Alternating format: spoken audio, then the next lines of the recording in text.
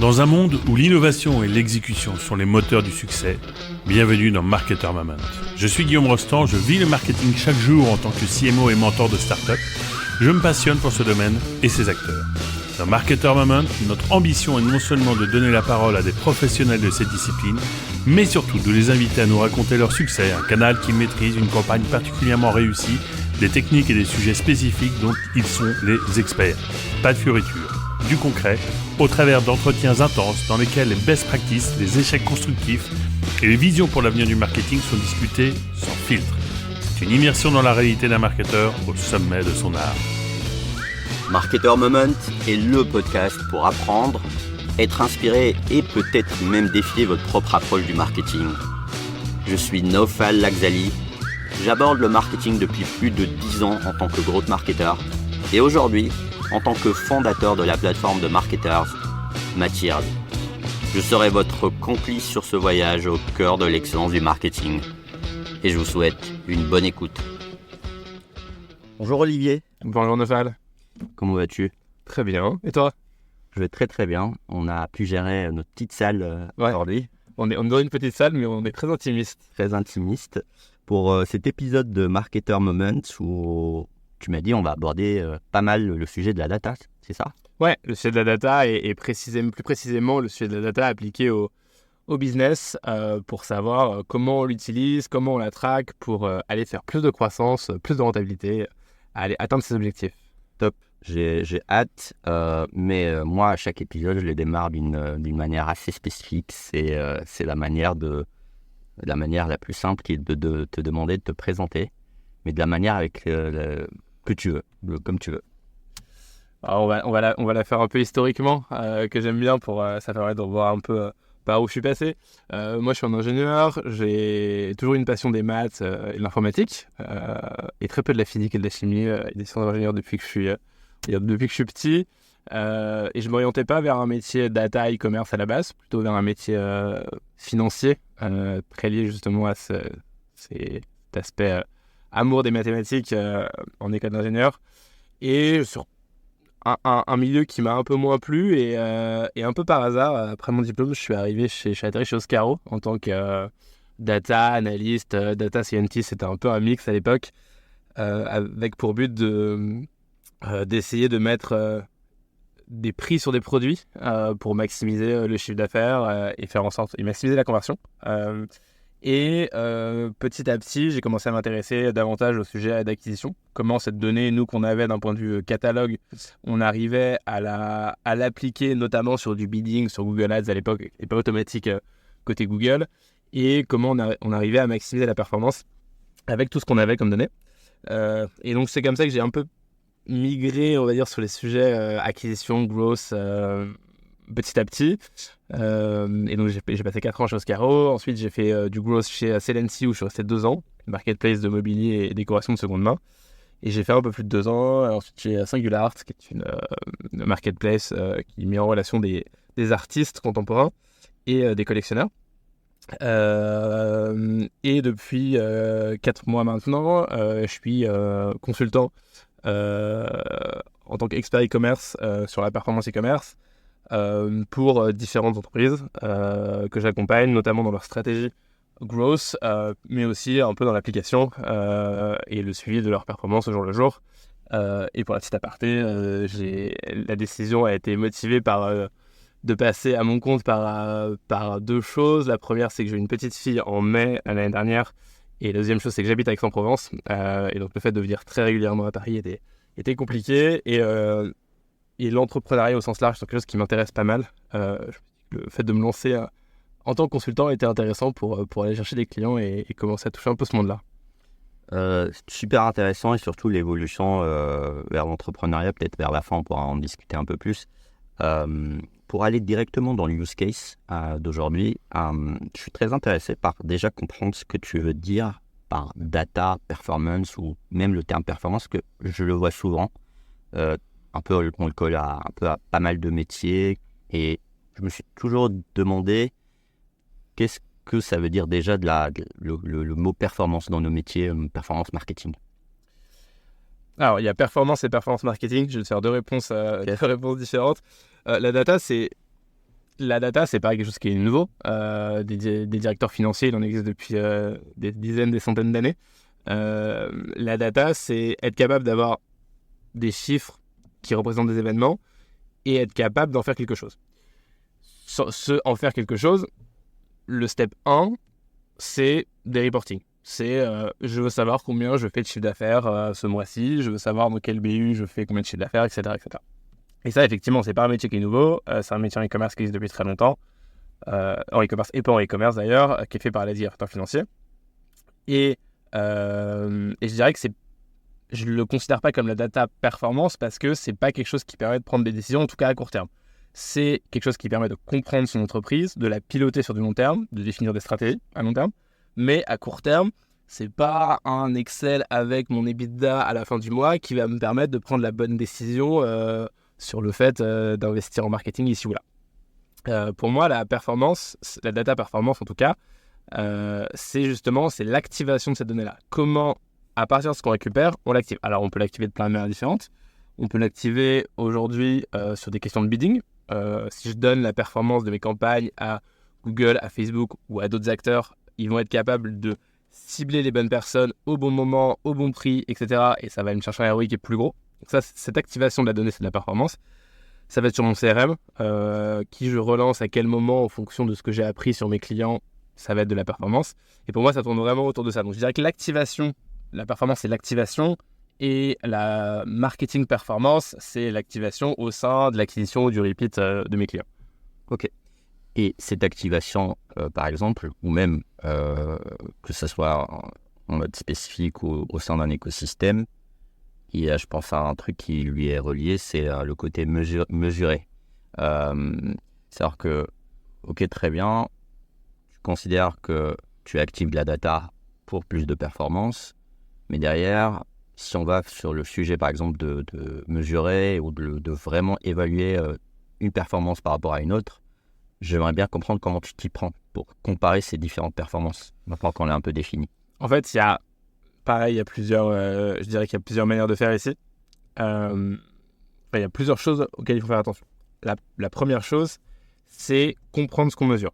Le e-commerce en particulier, le web un peu plus générique, c'est quelque chose qui peut être assez complexe, en tout cas d'un point de tracking de données. On le voit en ce moment avec la fin des cookies chez Google, il y a 2-3 ans chez Apple, etc.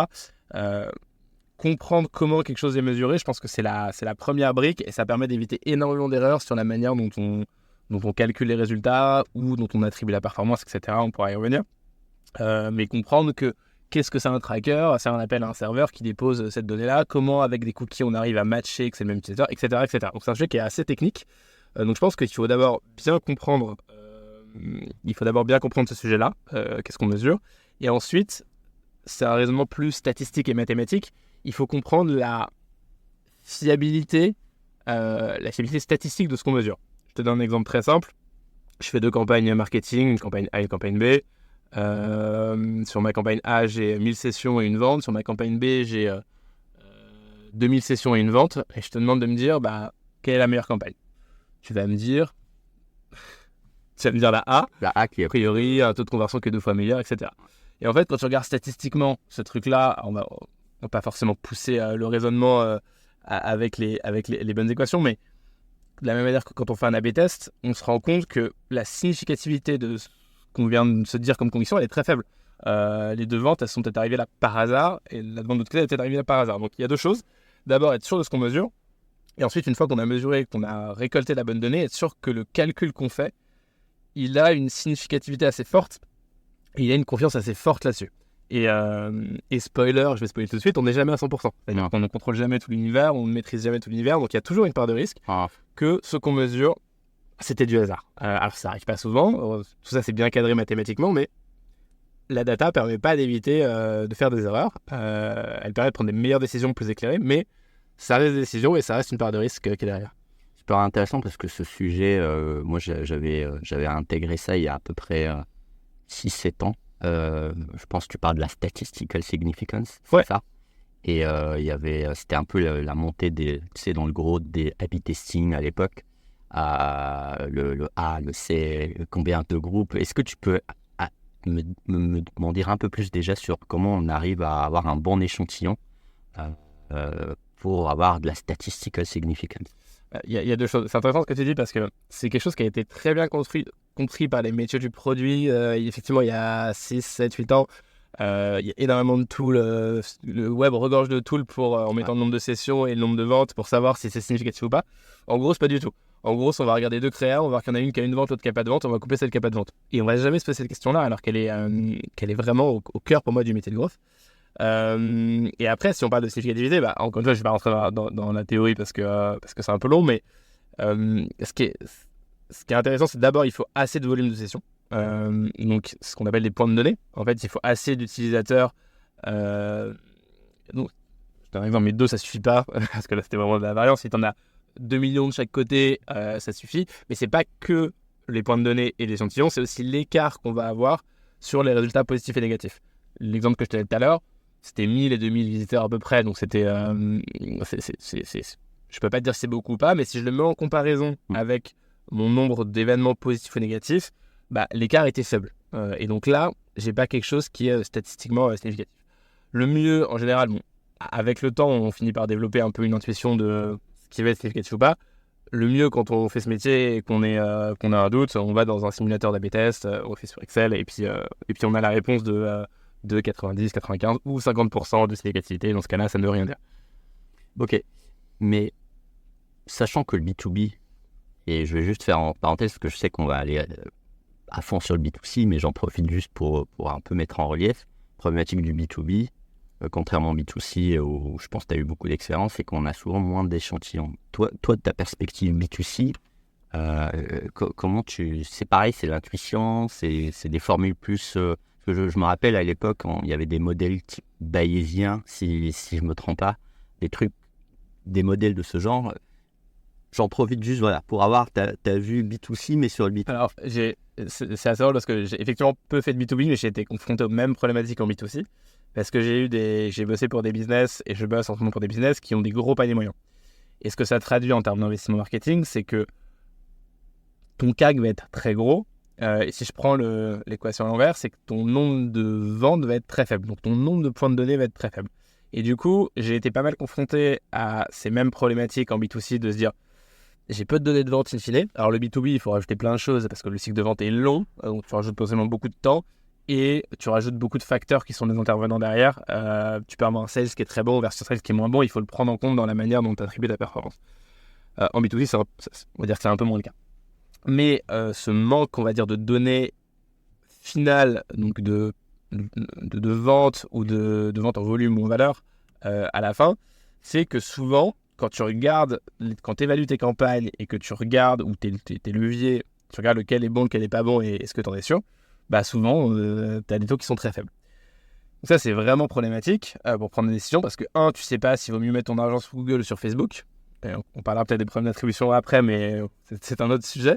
Mais tu as un nombre de ventes que tu attribues à Google, un nombre de ventes que tu attribues à Facebook, et par rapport au volume que tu dépenses sur les deux, l'écart peut ne pas être si fort, et du coup, tu es dans une incertitude là-dessus.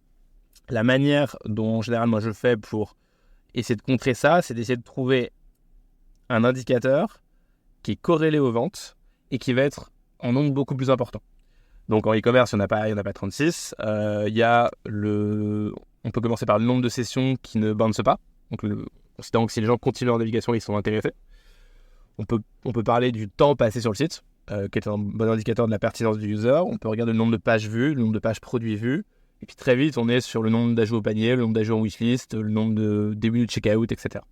Et l'idée, c'est de regarder s'il y a un de ces indicateurs-là qui corrèle très bien avec les ventes au final. Il y a toujours un peu de volatilité, mais c'est de regarder si les courbes se superposent, soit en regardant pareil une régression statistique et en voyant si ça fonctionne bien, et de regarder si justement il n'y a pas un de ces indicateurs qui est présent en plus grand nombre et qui va être corrélé aux ventes. Souvent, moi pour l'avoir fait pas mal de fois, typiquement les wishlists ça ne fonctionne pas. Les gens qui wishlistent, c'est pas des gens qui achètent. En partie, mais en tout cas, c'est très peu corrélé. Il y a beaucoup de gens qui arrivent et qui wishlistent. Intéressant comme insight e-commerce. Et qui n'achètent. En tout cas, c'est encore moins sur Facebook et encore moins sur les audiences broad. Les gens utilisent la wishlist comme Pinterest. Ouais. L'ajout au panier, c'est quelque chose qui fonctionne bien. Selon les business, on va avoir 5%, 20% de conversion, mais en tout cas, c'est quelque chose qui fonctionne bien. Et quand je dis 5% de conversion des paniers, c'est intéressant parce que ça veut dire qu'on a 20 fois plus. Et du coup, le nombre de points de données va nous permettre d'avoir des résultats statistiques beaucoup plus forts. Et quelque chose qui fonctionne bien aussi, c'est le nombre de pages produits vues, que j'ai vu parfois. Alors, encore une fois, ça dépend des business et je pense qu'il faut faire le test et faire ces régressions sur chacun des business quand on étudie bien. Mais voilà, le but c'est de trouver cet indicateur qui peut être différent sur les business. Ça nous donne beaucoup plus de données. Ça nous permet, d'être beaucoup plus certain quand on dit est-ce qu'il faut mettre l'argent sur Google, Facebook, sur cette campagne ou sur celle-là. Et ça permet aussi un autre point, c'est d'aller beaucoup plus granulairement dans l'étude de la performance. Un exemple, si j'ai beaucoup plus de points de données, au lieu de regarder ma campagne Google A versus ma campagne Google B, je peux peut-être descendre au keyword. Je peux dire, ce keyword-là marche très très très bien, celui-là marche pas bien. Et ça me permet d'arbitrer au sein de mes campagnes selon mes leviers. Donc ça permet à la fois d'être plus sûr et à la fois de regarder des choses où avant, j'avais celui-là il convertit, celui-là il convertit pas, celui-là il convertit, celui-là il convertit pas. Mais très peu de points de données, donc je peux pas arbitrer. Ok, c'est intéressant parce que au début on parlait un peu de comparer des groupes. Là, j'ai l'impression qu'à un moment tu nous amènes un peu à comparer une sorte de tunnel ou notamment vu qu'on parle de growth, il y a un peu des formes de tunnel de vente au fourbe au fou. Est-ce que tu l'intègres un peu dans ton analyse? Est-ce que tu parles de ça quand tu dis Google versus Facebook et après rentrer dans l'intérieur par exemple de Google et comparer les keywords? Est-ce que comment tu intègres cette vision un peu tunnel dans cette analyse? Dans le setup ce que je vais appeler les micro-conversions, les proxy KPI, donc cet ajout au panier, ce temps passé sur le site, ce que je cherche, c'est justement un indicateur où le bas du tunnel va être globalement constant. Ça va être plutôt le travail de l'équipe produit derrière, d'identifier, de se dire les gens qui font des ajouts au panier et qui font ça ensuite, ils finissent pas par convertir. Les gens qui font un ajout au panier, qui font ça ensuite, ils finissent par convertir. Du coup, il faut soit que je les amène à faire cette deuxième option, soit il faut que j'améliore ma première option. Ça veut dire c'est un travail qui... Ce qui est important pour moi, c'est de voir que c'est à peu près bien réparti. Et que du coup, je vais pas avoir un biais. On parlera certainement des biais après. Mais je vais pas avoir un biais en prenant cet indicateur-là parce que il se trouve que ça marche très, très bien à un moment donné parce que les gens font ça. Et ça marche pas du tout à un autre moment parce que les gens font un comportement qui est complètement différent. Donc, je vais pas l'intégrer dans l'amélioration du parcours utilisateur après ce KPI, ce produit KPI. Par contre, ce qui est important pour moi, c'est que j'ai une constance pour pouvoir évaluer en amont mes campagnes marketing. Très clair. Aujourd'hui, est-ce que tu as des modèles que tu calques sur les business où tu interviens ou même par le passé, ce qui est dans ton milieu de l'activation de la data, que ce soit pour mesurer ou que ce soit pour détecter des modèles, tu veux des modèles de... Ouais, des frameworks. Des frameworks. Ouais. Moi, j'aime bien commencer plutôt on va dire en top-down et de comprendre vraiment le business, comment il fonctionne. Le premier step que j'ai quand j'interviens chez des clients, c'est de regarder leur unit economics. Parce que souvent, ils dépensent... Je vais arriver chez un client, il va me dire j'ai tant de budget marketing, je mets 50 sur Google, 50 sur Facebook. Je vais lui demander pourquoi. Il va me dire je sais pas trop, mais j'ai l'impression que quand je coupe un peu, que je réduis, ça fonctionne pas, mais pas vraiment backé par de la data. Et le deuxième truc, je vais lui demander mais du coup, tu es prêt à payer combien un client aujourd'hui? Un client, ça te rapporte combien? Et là, soit il va me dire je sais pas, pour les plus honnêtes, soit il va me donner un montant, mais je vais me rendre compte que c'est que du chiffre d'affaires. Je vais me rendre compte qu'il n'y a pas de repeat dedans. Je vais me rendre compte que finalement, c'est les clients organiques, c'est ce qui vont à ces investisseurs, mais ce n'est pas vraiment l'ensemble des clients. Et donc, le premier point, c'est de revenir vraiment aux faits, aux chiffres. Donc, en général, je prends son historique de commande. Moi, j'ai mes frameworks de mon côté qui fonctionnent bien pour me tracer mes cohortes, pour me tracer ma LTV par client. En général, je travaille avec lui sur les coûts variables, les coûts de livraison, les coûts de paiement, les coûts de support en e-commerce, en général, ces trois-là.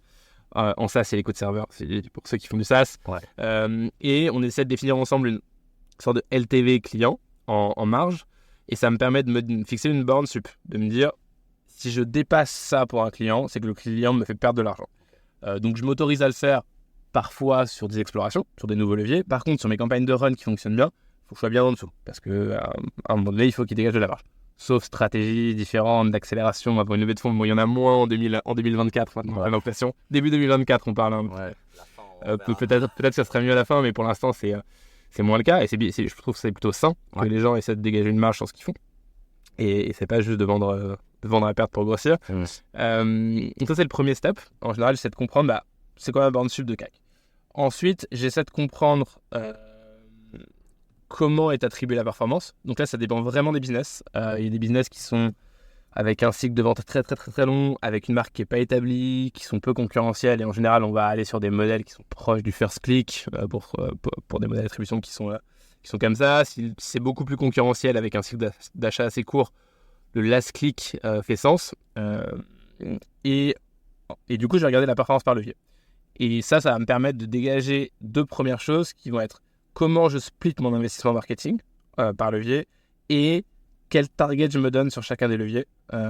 Et souvent, on arrive en faisant ça, on se rend compte que le split n'était pas bon, on se rend compte qu'il y a plein de campagnes qui ne fonctionnaient pas. Et en général, on arrive après ce step-là à une restructuration des campagnes, mais là, on va rentrer dans le spécifique des leviers, de se dire, non, il faut plutôt qu'une campagne target ce genre de personnes, avec ce type de créa, parce que le but business, c'est celui-là, une autre campagne, etc. etc.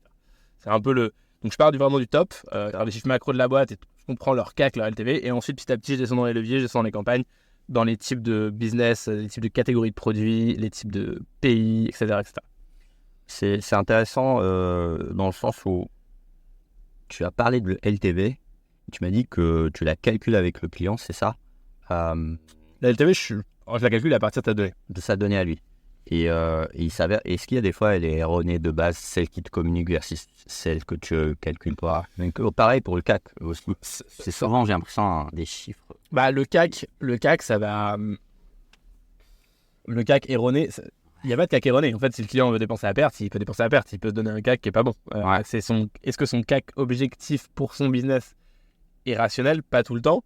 Et moi, mon but, en général, quand je donne ce CAC, cette borne sup dont je parlais tout à l'heure, c'est que c'est à lui de décider derrière quel va être son CAC. Moi, je lui dis, si tu dépenses plus de 500 € pour un client, tu perds de l'argent. Il peut me dire, oui, mais c'est pas grave, en ce moment, je suis en pleine levée, il faut que je monte des bons chiffres à mes investisseurs. Okay. Je suis prêt à aller jusqu'à 700-800. Très bien, c'est un choix. Moi, je lui donne juste des faits et après, il fait un peu comme un CFO le fait, encore une fois. Ouais. Je trouve que les métiers se rapprochent dans pas mal d'aspects. Ouais. Et parfois, je vais lui dire, c'est 500, il va me dire, oui, mais moi, je veux générer au moins 40% de marge à la fin de mon année, quoi. C'est parce que j'ai promis ça, pareil, à des investisseurs, ou alors juste, je sais que j'ai des projets autres qui sont très importants et du coup, il faut que je dégage ça. Donc, en fait, je veux pas 500, mais je veux 300. Donc, il n'est pas le CAC qui va pas me donner un CAC erroné, mais il va me donner un CAC qui est en général pas basé sur des choses concrètes. Et sur la LTV, alors, encore une fois, soit le plus commun, soit j'ai quelqu'un qui calcule très bien sa LTV. Et dans ce cas-là, c'est pas un gros chantier. Moi, je vais l'aider potentiellement à la splitter par catégorie de produits, par pays, parce que du coup, ça va donner un CAC qui est différent par pays et par catégorie de produits. Et du coup, dans les campagnes, on va avoir des objectifs qui sont différents par catégorie de produits et par pays. Exemple très concret, sur des clients que j'ai eu récemment, leur marché est très bon aux US, donc la pub est beaucoup plus chère aux US, mais la conversion est la même et le panier moyen est beaucoup beaucoup plus fort. Du coup, on est prêt à dépenser effectivement 5 fois plus aux US pour accueillir un client. Okay. Ça, il faut le savoir et il ne faut pas se dire oh là, les US c'est trop cher, j'y vais pas. Non, parce que le coût-bénéfice est là. Du coup, ça amène ces choses-là. Donc en général, ils calculent parfois bien leur LTV, parfois ils les calculent pas et ils disent je sais pas. C'est honnête. Et ça arrive certains qui font effectivement des erreurs assez basiques, mais qui disent j'ai eu 10 000 clients, j'ai eu 1 million d'euros de chiffre d'affaires, du coup j'ai 100 € de LTV par client. Et là on n'a pas du tout la dimension temporelle de cohorte et du coup c'est effectivement pas ça. Ok. Très bien. Aujourd'hui, si on reprend un peu les biais que tu vois souvent dans l'analyse de la donnée et qui peut faire, entre parenthèses, faire foirer l'activation de ces données, c'est quoi les common un peu erreurs de biais cognitifs que tu vois chez tes clients ou même chez des gens qui font ta profession aujourd'hui? On en parlait un peu tout à l'heure, mais je pense que le biais le plus répandu, et c'est normal parce que c'est celui qu'on capte le moins, c'est le fait de ne pas avoir ces données pour prendre une décision. Okay. De se dire, j'ai 2 d'un côté, j'ai 1 de l'autre, du coup, si j'ai 2, ça marche beaucoup mieux, je mets 100% sur le 2. En se disant, la volatilité est peut-être très forte, le calcul n'est pas fait, et en fait, on aurait lancé les dés d'une autre manière, on aurait fait 1 et 2, on aurait pris une décision complètement opposée. Donc ça, je pense que c'est le plus gros biais de prendre une décision trop vite. Alors, c'est difficile parce que... Lié à quoi souvent? Moi, alors, c'est soit dû à des entreprises ou des personnes qui veulent aller très très vite et qui oublient que parfois il faut un temps long pour prendre des décisions. Et c'est assez contradictoire parce que pendant des années et encore aujourd'hui, le marketing à la performance, le growth, c'est quelque chose qui se dit un peu court terme, où on est capable de vite itérer sur des choses et de prendre des décisions et de tester plein de trucs et de passer à autre chose, etc.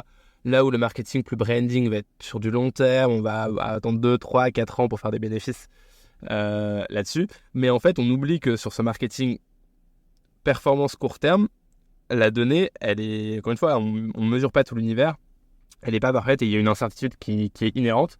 Et cette incertitude, on la mesure très peu souvent. Parce que soit les gens se disent c'est des chiffres, donc c'est vrai. Tu vois, il y a une association dans l'esprit de dire c'est des chiffres, c'est rationnel. Et ça fonctionne bien. C'est ce qu'on peut voir en politique. Encore une fois, les gens avec les mêmes chiffres peuvent dire tout à son contraire, mais parce qu'ils l'interprètent d'une manière différente. Et il y a justement cette volatilité qui peut le faire. J'ai entendu récemment les voitures brûlées le 31 décembre. Je sais pas si c'est un autre biais, mais je trouve ça assez rigolo. C'est qu'ils communiquent sur le nombre de voitures brûlées le 1er janvier au matin en disant il y a une baisse par rapport à l'an dernier. Et en fait, ils n'ont pas tout consolidé. Et du coup, pendant la journée, ça augmente. Mais après, ils communiquent plus dessus. Et du coup, l'année d'après, pour le même nombre, encore une fois. Voilà. Ok. Ouais. Encore une fois, si on ne sait pas l'entièreté de ce qu'on mesure et qu'on ne connaît pas la volatilité et ce qu'il y a en dessous, c'est pour ça que je parlais du sujet technique au début. Ouais. Moi, je trouve super intéressant parce que plus on sait exactement ce qu'on mesure et plus on sait que la data, c'est jamais parfait, c'est jamais une science exacte. Rien que le tracking, on loupe en moyenne 10%, je crois, des appels on va dire au serveur de tracking parce que ça ne charge pas, parce qu'il y a une coupure de connexion, etc. Et de savoir qu'il y a de base déjà 10% d'incertitude dans toute la donnée qu'on collecte en e-commerce, on va dire en tracking, pas en transactionnel, mais en tracking. Et en fait, je pense que le manque de technicité qu'il soit sur la manière dont est collectée la donnée et sur cette partie statistique fait que ce biais-là est le plus répandu. Et je dirais que c'est presque le biais le plus important parce qu'on est certain de prendre une bonne décision alors qu'en fait, il y a une volatilité qui est telle derrière qui est piégeuse. Est-ce que ça rejoint globalement un peu le biais de confirmation aussi, indirectement, ou bien c'est autre chose Non, je pense pas que ça le rejoigne parce que en fait, c'est la décision prise à partir de ça qui va être un biais de confirmation. Okay. Je l'explique. J'ai ma campagne A qui fait, on prend l'exemple tout à l'heure, 1000 visiteurs, une vente. Ma campagne B, 1000 visiteurs, 2 ventes. Je pense que la campagne B est meilleure. Déjà, avant de commencer le test. Ce que je vais faire, c'est dire, elle est meilleure. Voilà. Je coupe la campagne A, je mets la campagne B. Maintenant, je suis sûr que la campagne A est meilleure intrinsèquement. J'ai les mêmes résultats. Ce que je vais faire, je vais dire 2 choses. Soit je vais dire, on attend un peu, je pense qu'il n'y a pas assez de données. Ouais, alors peut-être qu'il y en a assez. Mais on va dire, je pense qu'il n'y a pas assez de données. Ou alors on va dire autre chose, on va dire oui, mais regardons d'autres indicateurs. Au lieu de regarder les ventes, regardons le jeu au panier. Tiens, comme ça, sorti de nulle part. Et là, on va avoir une tendance différente. On va dire j'avais raison. Donc le biais de confirmation, il n'intervient pas dans ce qu'on observe, mais il intervient dans la prise de décision suite aux chiffres qu'on a. Ok. Mais ça part d'une intuition de départ qui est en fait un peu dans le subconscient en mode. Toujours. Hein. Toujours. Ok. Les biais cognitifs, j'imagine que c'est parce qu'il y a aussi sûrement d'autres. Le paradoxe de Simpson, on en parlait juste avant de parler. Est-ce que ça rentre quelque part là-dedans aussi? Parce que moi, il y a une période, j'avais vu un truc qui disait que en fait, tu prends n'importe quelle data et tu peux la torturer pour qu'elle dise ce que tu veux. Est-ce que au final, ça se rejoint aussi à ce que tu dis, est-ce qu'il rejoint ce paradoxe? C'est intéressant. C'est quand on regarde il y a eu beaucoup de biais comme ça sur les A/B tests produits justement.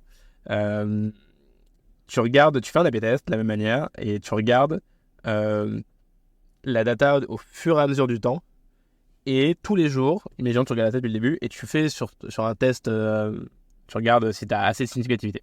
Et en fait, si tu fais ça tous les jours, statistiquement c'est faux.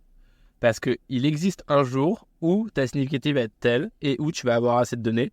Mais en fait, quand tu listes ta courbe, tu vois que c'était un point aberrant. Et en fait, si tu t'arrêtes ton A/B test, tu regardes tous les jours Si tu arrêtes ton A/B test le jour où le résultat est positif, bah, tu prends une mauvaise décision, statistiquement. Donc, ce qu'il faut faire, c'est ne pas regarder les résultats, se dire j'attends 1 mois, je prends la décision au bout d'1 mois, et c'est tout. Et du coup, au bout d'1 mois, tu vois si c'est significatif ou pas.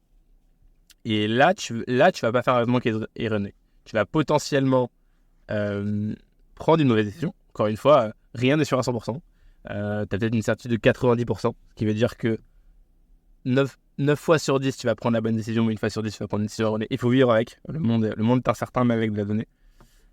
Et parfois, tu vas... et 9 fois sur 10, tu vas prendre la bonne décision. Mais regarder le résultat avant, c'est pas bon. Et je pense que ça rejoint ce biais de confirmation, de te dire, si tu as la conviction de quelque chose, tu vas regarder à des moments, et au moment où ça va t'arranger, tu vas dire, ça fonctionne.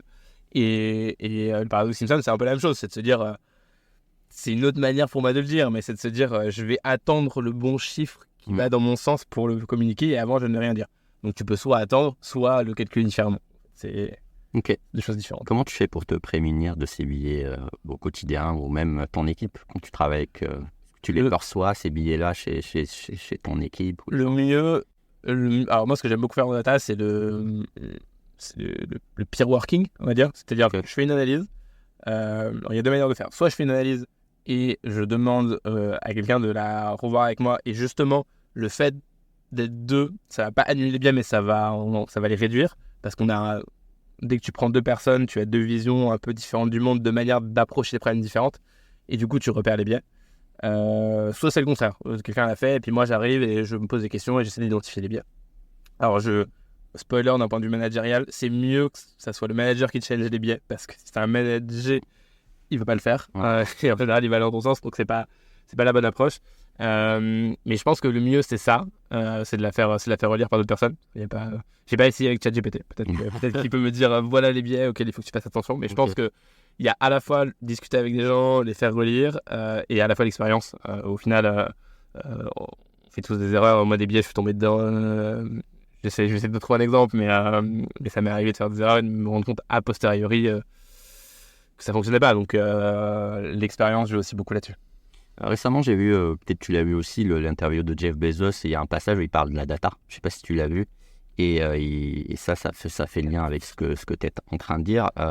Lui, dans ses réunions à lui, il suggère toujours que le manager parle en dernier. Ouais. Pour que ça permette à ce que, que par exemple, l'employé qui va présenter de la data d'une manière ou d'une autre ne soit pas influencé par le manager, et que le manager, c'est lui qui est censé avoir ce recul. Et effectivement, ça rejoint ce que tu dis, dans le sens où il parle en tout cas en dernier, ce qui lui permet de prendre en compte et avoir le recul par rapport à ces billets-là.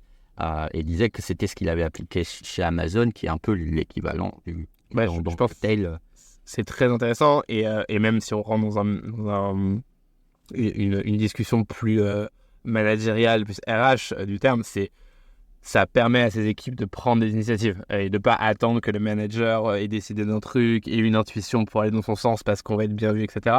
Ça leur permet de dire, faites des choses, instaurez un climat de confiance, trompez-vous. Moi, je suis très content quand des gens de l'équipe font quelque chose, que c'est bien fait, mais qu'il y a une erreur quelque part parce qu'ils l'ont jamais vu et que ça, ils savent pas que derrière, ça implique ça. C'est normal, on n'a pas tous la même expérience. Et du coup, je peux les aider à corriger ça et que du coup, ils retravaillent leur truc et qu'ils font quelque chose qui est très bien. Plutôt que quelqu'un qui va hésiter, qui va me demander, qui va faire ligne à ligne ce que moi j'ai prévu. Parce que le grand risque, effectivement, tu l'as dit juste avant, c'est qu'en fait, moi aussi, je me sois trompé. Et du coup, c'est problématique. En fait, le fait de se dire, moi, je me trompe, c'est normal, donc trompez-vous, c'est normal. Par contre, je préfère que vous vous trompiez plutôt que vous ne fassiez rien ou suiviez ce que je fais. Il faut d'abord instaurer ce climat de confiance avec ses équipes, c'est très important. Et après, je pense que c'est effectivement la manière dont à la fois l'entreprise progresse bien et à la fois dont les humains, moi compris, progressent parce qu'on se nourrit des autres. Très clair. Je vais en profiter avant de clôturer un peu ce sujet de billets, A/B test, activation en termes de processus. On est en B2C, on a un e-commerce et j'aimerais bien avoir une forme de version parfaite de comment je pourrais mener un A/B test, que ce soit en termes d'échantillons, en durée, tout un peu tous les paramètres qu'un marketing leader devrait prendre en compte, selon toi, pour mener le bon A/B test? Alors, je vais te faire une réponse un peu méta au-dessus. Ok. J'irai dans le cœur du sujet après. Mais d'abord, je te dirais que c'est pas en faisant un A/B test au sens classique du terme qu'on Ok. fait la meilleure chose. Ce qu'a fait alors je sais pas s'il le fait encore, mais je crois que c'est Booking qui le faisait à un moment donné. C'est qu'en fait, leur site en entier était dans une forme d'A/B test permanent. J'ai fait ça un peu sur du pricing, chose qu'il y avait à l'époque, qui s'appelait du multi-arm bandit. Ça veut dire quoi? Ça veut dire qu'au lieu de faire A et B, typiquement à 50-50, d'attendre un mois, d'être à 95% significatif et de se dire, bon bah c'est A qui fonctionne, je prends A et maintenant, pour toute la vie, c'est A. C'est de se dire, je laisse A et B ensemble tout le temps. A va être meilleur, je vais commencer non pas à mettre 50% sur A, mais 60, 70, 80, de réduire B, 20%. Ok. Et je vais laisser comme ça. Et je vais continuer si ça fonctionne. Et peut-être qu'à un moment donné, ça va se stabiliser. Et peut-être qu'à un moment donné, je sais pas, le climat des affaires, la météo, la période de l'année va faire que bah A, c'était un très bon choix, mais juste en janvier 2022. Et en fait, en mars 2023, c'est B qui est beaucoup mieux. Et en fait, ce genre de mécanisme va te permettre de le faire et de rester dynamique, en fait, et de considérer qu'il y a quand les versions sont proches et se ressemblent, il n'y a peut-être pas de bon choix ad vitam aeternam. Je dirais que ça, c'est un peu la réponse méta. Ça s'appelle multi-arm bandit. Ça vient des machines à sous. Où en fait, ce truc-là a été fait pour savoir si alors, je crois qu'à la base de la théorie, c'est des machines à sous. Il y en a qui ont un rendement supérieur à d'autres. Ouais. Et en fait, si tu restes sur une seule machine à sous, bah, tu vas pas le savoir. Si tu fais 2 machines à sous, tu vas jamais avoir le maximum de bénéfices parce que tu vas faire 50-50. Donc en fait, s'il y en a une qui commence à mieux marcher, mettre un peu plus d'argent sur celle-là pour voir si tu peux pas avoir le truc. Et multi-arm, c'est ça, avec plusieurs bras. Alors je ne sais plus exactement la traduction anglaise, mais c'est ce dilemme en fait toujours entre exploration et exploitation. Et quand tu explores, tu apprends des choses, mais tu perds de l'argent. Quand tu exploites, tu gagnes de l'argent, mais tu perds peut-être des choses dont tu en gagnerais plus. C'est vraiment avoir ce dilemme-là. Après, si on veut faire un A/B test, encore une fois, des hypothèses, on n'a pas le choix. Encore une fois, le web est un terrain merveilleux parce que ça nous permet de faire ça et d'adapter du contenu pour des utilisateurs qui sont différents. Si je tiens une boutique, je peux pas le faire. Donc, il faut que j'arrive à le faire de manière autre. Le step 1, c'est justement de savoir ce qu'on teste. Quelle est mon hypothèse A, quelle est mon hypothèse B. D'où viennent ces hypothèses-là de base? Ça sort d'où? Alors, souvent, ça met des insights effectivement qui vont être donnés par la data. Je me rends compte que les gens qui... c'est des observations. Ouais, les gens qui ajoutent... Alors, il y a 2 types d'observations. Il y a les observations de data. Les gens qui ajoutent au panier. Ensuite, soit ils vont au panier et ils finissent, soit ils continuent leurs achats et au final, ils ne convertissent jamais. Donc, l'idée, c'est de se dire, en fait, il faudrait peut-être les rediriger tous directement vers le panier et pas leur permettre de continuer leurs achats. Hypothèse que tu vois en data, tu te dis, là, ça convertit beaucoup moins que là. La différence, ça vient de là. Donc, peut-être que si je corrige ça, j'améliore mon temps de conversion global. Et le deuxième aspect, c'est l'aspect qualitatif. Donc, c'est des interviews utilisateurs ou alors de l'observation de navigation. Tu mets des users dans une salle, tu regardes ce qu'ils font sur un écran, tu leur demandes de faire un truc. Et tu vois tu vois qu'ils bug à des endroits où toi, tu n'aurais pas bugué parce que tu l'as conçu, parce que tu connais ton site par cœur. Et du coup, tu te rends compte que tous les utilisateurs à cet endroit-là, ils comprennent pas. C'est des session recording. Ouais, par exemple. Ouais. Et donc, ça peut venir de là et ça peut venir d'interviews utilisateurs a posteriori, des clients que tu appelles. En général, c'est plus qualitatif, donc tu as moins de points de données, on en revient, mais par contre, tu as de la profondeur de réflexion qui est intéressante. Donc, en général, tu as des hypothèses, on va dire, à tester comme ça. Et ensuite, il faut se dire combien je dois avoir de points de données pour que ça fonctionne. Donc là, tu vas faire une estimation à peu près de ton taux de conversion actuel et ton nombre de sessions, et tu vas dire, il me faut... globalement, si j'attends un mois, j'aurai tant de sessions et j'aurai à peu près tant de points de données. Je ne sais pas si ce sera A, B. La durée, c'est sur le calculateur, c'est ça qui te dit la durée, qui te propose une durée. En fait, toi, moi, la manière dont j'aime bien fonctionner, c'est de me dire, si j'attends un mois, j'aurai 100 000 sessions, à peu près 100 ventes. Alors, ça va dépendre, mais globalement, en temps normal, c'est à peu près ça. Ça, je le mets effectivement dans mon calculateur et mon calculateur va me dire, si tu attends ce temps-là, a priori, il faut que tu aies cet écart-là que ça soit significatif à 95-90%. Et toi, tu vas te dire, est-ce que ça me suffit? Est-ce que 80% de certitude, ça me suffit? Donc, pour une certitude, c'est je me trompe une fois sur 5. Donc, pas sûr. Ouais. Et donc tu vas dire, non, peut-être que j'attends 2 mois. Donc 2 mois, j'ai toujours fait ton calcul. J'ai dit, 2 mois, en fait, si j'ai un écart de 10 entre A et B sur 2 mois, c'est quand même quelque chose. Et je suis sûr à 95%, donc, je suis sûr j'ai 19 chances sur 20 de prendre la bonne décision. Et tu vas dire, ok, ça c'est bon, je valide. Et du coup, mon test, ça sera 2 mois. Maintenant, ce que tu fais, c'est que tu lances tes 2 versions. Tu traques techniquement tout ça correctement. Et tu fermes les yeux. Et tu rouvres les yeux au bout de 2 mois et tu regardes tes résultats. Tu vois que Tu regardes pas pendant, ça revient à ce que tu disais. Exactement. Le seul biais que je mets, le seul petit astérisque que je mets où on regarde pendant, c'est que tu peux avoir un bug de production. Et tu peux avoir 0 vente sur ta version B parce que juste le bouton marche pas. Et dans ce cas-là, c'est pour ça que les devs regardent et pas toi. Je fais un truc, mais il faut être capable de s'abstraire, d'avoir un sens business, mais de regarder si techniquement ça fonctionne. Mais sinon, effectivement, tu fermes les yeux, tu attends 2 mois. Un peu à la Schrödinger, c'est ma version A est à la fois meilleure et moins bonne que ma version B. Tu regardes au bout de 2 mois, tu refais ta simulation, tu vois que tu as une certitude de X% que A est meilleur ou pas que B, et là tu prends ta décision. Et encore une fois, on en parlait tout à l'heure, mais tu prends une décision. C'est-à-dire que c'est pas parce que ton risque a baissé que la décision n'existe pas. Il n'est jamais sûr à 100% de tout. Encore une fois, les chiffres vont te donner une décision qui est mauvaise une fois sur 20, une fois sur 10 selon la certitude que tu prends. Il faut en être conscient, et peut-être que le sens business, ton sens business d'un fondateur va être de dire non, là c'est bizarre et j'y vais pas. Donc il reste une décision à prendre à la fin de la BTS, de dire on continue, enfin pas on continue, mais on fait A, on fait B, ou on reteste quelque chose. Ok. Alors, dans la continuité, par exemple, de cet exercice, est-ce que tu le fais ou tu vois que c'est pertinent de prendre le B et le redécliner en notre expérimentation, en notre A/B test, une sorte de B1, B2? Est-ce que tu le fais? Est-ce que ça se fait? Ou bien c'est suffisant, il faut aller chercher peut-être un autre paramètre pour refaire du AB? Pour moi, ça se fait, et pour moi, c'est un autre A/B test. C'est les deux réponses, du coup. Tu retestes quelque chose, tu sais que ça fonctionne mieux.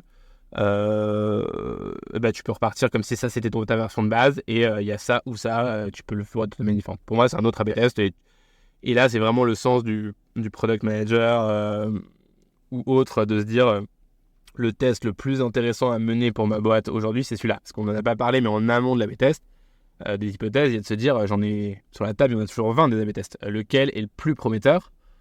Et là, on rentre aussi dans une phase de conviction et de prise de décision. C'est-à-dire, j'ai l'impression que si je bouge ce paramètre de 10%, ça va bouger mon chiffre d'affaires de 1%. Là, si je le bouge de 1%, ça va changer, etc. Se dire, celui-là a l'air d'avoir le plus d'impact, mais c'est souvent du dos mouillé, c'est souvent une estimation. Et en fait, le vrai choix, il intervient aussi en amont de se dire qu'est-ce qu'on teste. Alors, c'est intéressant, je vais step back sur ce point, parce que je pense que je voulais l'aborder, mais là, c'est le bon endroit. C'est que structurer les hypothèses, moi je connais un vieux framework, je pense que tout le monde utilise, c'est le plus basique, c'est l'ICE, c'est en gros c'est Impact, Confidence, Ease, un peu pour scorer les... Est-ce que tu parles de ça, c'est-à-dire avoir constamment des hypothèses qui sont générées pour les scorer et pour un peu driver ces A/B tests?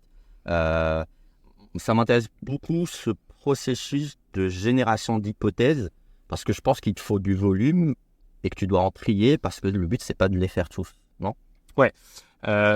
Effectivement, en fait, la récolte, elle arrive en général, normalement, naturellement. Je veux dire, si vous n'avez pas assez de trucs à tester, parler à des clients et regarder les chiffres, ça va venir. Vous aurez plein d'idées. Donc le fait d'avoir des idées, je pense que c'est pas le gros sujet. Le sujet, il est dans la priorisation et le changement de priorisation, pour moi, qui est très important. Je rejoins un peu mon sujet de multi-harmonie tout à l'heure, mais faire une roadmap de test d'1 an aujourd'hui, c'est bien. Le monde, il aura changé dans 1 an. Donc en fait, le test le plus important dans 1 an, c'est pas celui que j'ai décidé le premier. Donc il faut se dire... C'est des weekly, comment c'est quoi? En fait, là, tu as 2 contraintes qui rentrent en compte. La première, c'est de se dire il faut pas que j'ai trop de tests dans tous les sens, parce que sinon, j'ai chaque user qui va avoir des versions différentes et mes résultats sont beaucoup plus difficilement interprétables à la fin. Donc, il faut que je limite mon nombre de tests, et il y a cette dimension temporelle où un test, il doit runner 1 mois, 2 mois. Alors, ça dépend des business, ça dépend de ce que tu testes, etc. Ça dépend du volume de données que tu as. Mais à la fois, ça va durer longtemps, et à la fois, il ne faut pas en avoir trop en même temps. Alors, c'est des stratégies que je maîtrise moins, mais ça a été théorisé sur justement le nombre d'AB tests que tu peux faire en même temps pour pas trop que les uns s'affectent avec les autres. Il faut qu'ils soient indépendants, mais il y a aussi d'autres critères mathématiques, mais je les connais moins. Donc en général, et puis il y a le côté humain aussi derrière, il faut délivrer les AB tests, c'est autre chose. C'est bien d'en faire quelques-uns, 2, 3 en parallèle, pas plus. Et effectivement, si tes AB tests, si tes calculateurs te disent il faut à peu près 2 mois, du coup, tu vas en faire un toutes les 2-3 semaines, quoi. Et en fait, à partir du moment où tes devs n'ont pas commencé à bosser sur une solution, si tu veux la changer du jour au lendemain et te dire, en fait, non, le plus important, c'est ce truc-là, maintenant, parce que le monde a changé, parce que, en fait, il y a une info que j'avais pas, parce que, et très concrètement, parce que mon boss, il veut tester ça arrive. C'est pas forcément le mieux, mais ça arrive. Du coup, je change. Et du coup, c'est cette priorisation que tu dis, effectivement, l'impact, la facilité et la confiance, c'est important, mais la confiance, elle va être toujours subjective. Donc la confiance, pour moi, c'est ce truc-là qui est le plus important. Parce qu'encore une fois, le fondateur de ta boîte, le fondateur de boîte, il va dire c'est ce truc-là, pour moi, c'est la rocket feature de cette année, on va faire x2 avec ça. T'as beau lui dire que c'est difficile, t'as beau lui dire que tu ne crois pas, t'as beau lui dire que c'est ce qu'il va falloir faire. Donc en fait, le mieux, c'est de le chiffrer comme ça, mais que ce soit même pour toi. Si toi, t'es certain que c'est ça qui fonctionne, que c'est pas quelqu'un d'extérieur qui te le dit, on revient au fait de présenter les chiffres comme tu veux, tu vas réussir à les présenter pour que ça soit celui que tu testes. Donc, c'est un sujet dont on a parlé tout à l'heure et que j'aime bien citer dessus, c'est la data ne fait pas tout et à la fin, il reste les convictions, il reste la prise de décision et c'est juste une aide à ça. Mais ce n'est qu'une aide. J'aime bien cette conclusion et je vais te donner un exemple pareil sur cette partie data de Jeff Bezos qui parlait par rapport à Amazon et je veux bien avoir ta perspective parce que je vais en profiter vu que tu es un data guy. Il disait que chez Amazon, ils avaient un taux de satisfaction client qui était très bas et pourtant, ils avaient mesuré comme quoi ils avaient atteint l'objectif de traiter au customer support les demandes en dessous de 60 secondes et que cette métrique était maintenue. Et pourtant, ils ne comprenaient pas pourquoi ils étaient en dessous des 60 secondes d'attente pour traiter. Tu sais, quand t'appelles et tu as un délai, ils étaient en dessous de 60 secondes. Donc, les data disaient ça et derrière, l'insatisfaction était élevée. Et donc, ils étaient en réunion, ils ne comprenaient pas. Et juste pour matérialiser ce que tu viens de dire, et je veux bien que tu commentes cet exercice, il s'est dit, mais attends, donc on a la data qui dit une chose et le retour des utilisateurs, donc des clients, qui dit vraiment l'inverse. Qui a tort, qui a raison? Et donc, ils allaient... en tout cas, après, c'est un peu la narrative de Jeff Bezos, je suis le meilleur, mais il dit que personne n'a pensé à prendre le téléphone et à aller appeler pendant la session. Et effectivement, ça a duré 10 minutes, l'attente. Et là, ils ont dit, OK, il y a un problème. Comment tu analyses cette histoire qui s'est passée chez Amazon? Alors, plein de manières différentes. La première, c'est effectivement peut-être du storytelling de Bezos, mais qui est peut-être la vérité. Il a peut-être décroché son téléphone et ça a peut-être duré 10 minutes. Et peut-être que la moyenne était à 40 secondes, parce qu'une moyenne, par définition, ça cache les extrêmes. Donc peut-être qu'il y en a plein qui se sont répondus en 5 secondes, quelques-uns qui se sont répondus en 10 minutes. C'était le mauvais jour au mauvais endroit. Et c'est pour moi c'est le plus gros écueil parfois des dirigeants, c'est de prendre des décisions sur un point de donné qu'ils ont vu. Je vais raconter une petite anecdote que je vais raconter, mais ça fait longtemps. À l'époque chez Oscaro, on avait des modèles de pricing qui étaient très, très dynamiques. Pour résumer, globalement, on essayait d'optimiser au global le chiffre d'affaires qu'on avait et ou la marge sur les périodes avec la distribution de prix qui était la meilleure et la distribution de produits sur la page qui était la meilleure. Et il se trouve que, comme tout algo, parfois sur certaines pages, c'est pas bien fait, c'est pas parfait parce que l'algo il fait pas tous les paramètres, c'est une règle qui est générique. Donc ça t'optimise notamment ton chiffre d'affaires. Par contre, peut-être qu'à un endroit sur ce produit-là, ça le descend. Et en fait, il y avait une personne dans l'équipe qui regardait constamment les prix sur sa voiture. Et de temps en temps, c'était sur sa voiture que ça tombait qu'il y avait une erreur de prix. Du coup, on venait nous voir en disant ce que vous faites marche pas parce que sur ce point-là, ça ne fonctionne pas. Et nous, on disait mais on a fait plus de 20% sur son chiffre d'affaires avec cet algorithme. Donc, ça le but. Le but, c'est pas que le prix soit parfait partout. Il y a peut-être des trucs, on va perdre du marché, etc. Mais n'oublions pas l'objectif principal. Et on disait non, ça marche pas. parce que si ça marchait, ça ferait ça. Et du coup, ce qu'on avait fait, c'est qu'on avait fait une exception. Pour cette voiture-là, on avait des prix qui étaient générés à la main, selon une règle standard, parce que ça nous permettait d'être tranquille. Mais au final, voilà, je donne l'exemple, mais c'est le côté où le fait de prendre une décision juste sur un point de vue ne fonctionne pas. C'est les 10 minutes de Jeff Bezos. Ça, c'est ma première interprétation. C'est intéressant. La seconde, c'est le 60 secondes. Est-ce que c'est bien, est-ce que c'est pas bien, est-ce que c'est 40, est-ce que c'est 120, est-ce que l'objectif est mal fixé en termes de valeur. Peut-être qu'il aurait appelé un client, au lieu d'appeler son service client, il aurait appelé un client. Le client dit non, moi je veux que ça soit 10 secondes, j'ai pas le temps. Amazon, c'est super rapide, tout machin. Et là, j'attends 1 minute. Mais c'est par rapport aux standards auxquels je suis habitué sur la livraison, sur la rapidité du site, etc. 60 secondes, c'est énorme. Donc en fait, c'est peut-être ça. Et peut-être que, et à l'inverse, peut-être que le client, tu le rappelles, il aurait dit ah ouais, moi je m'en fiche, j'aurais pu attendre 2 minutes. Mais c'est juste qu'on n'a pas résolu le problème, quoi. Et c'est pour ça que je suis pas content. Donc est-ce que l'indicateur est le bon ou est pas le bon par rapport à ce que veut le client? Est-ce qu'il est bon ou pas bon en termes de valeur? Et ensuite, est-ce que c'est pas un point aberrant du storytelling de Jeff Bezos? Très, très clair.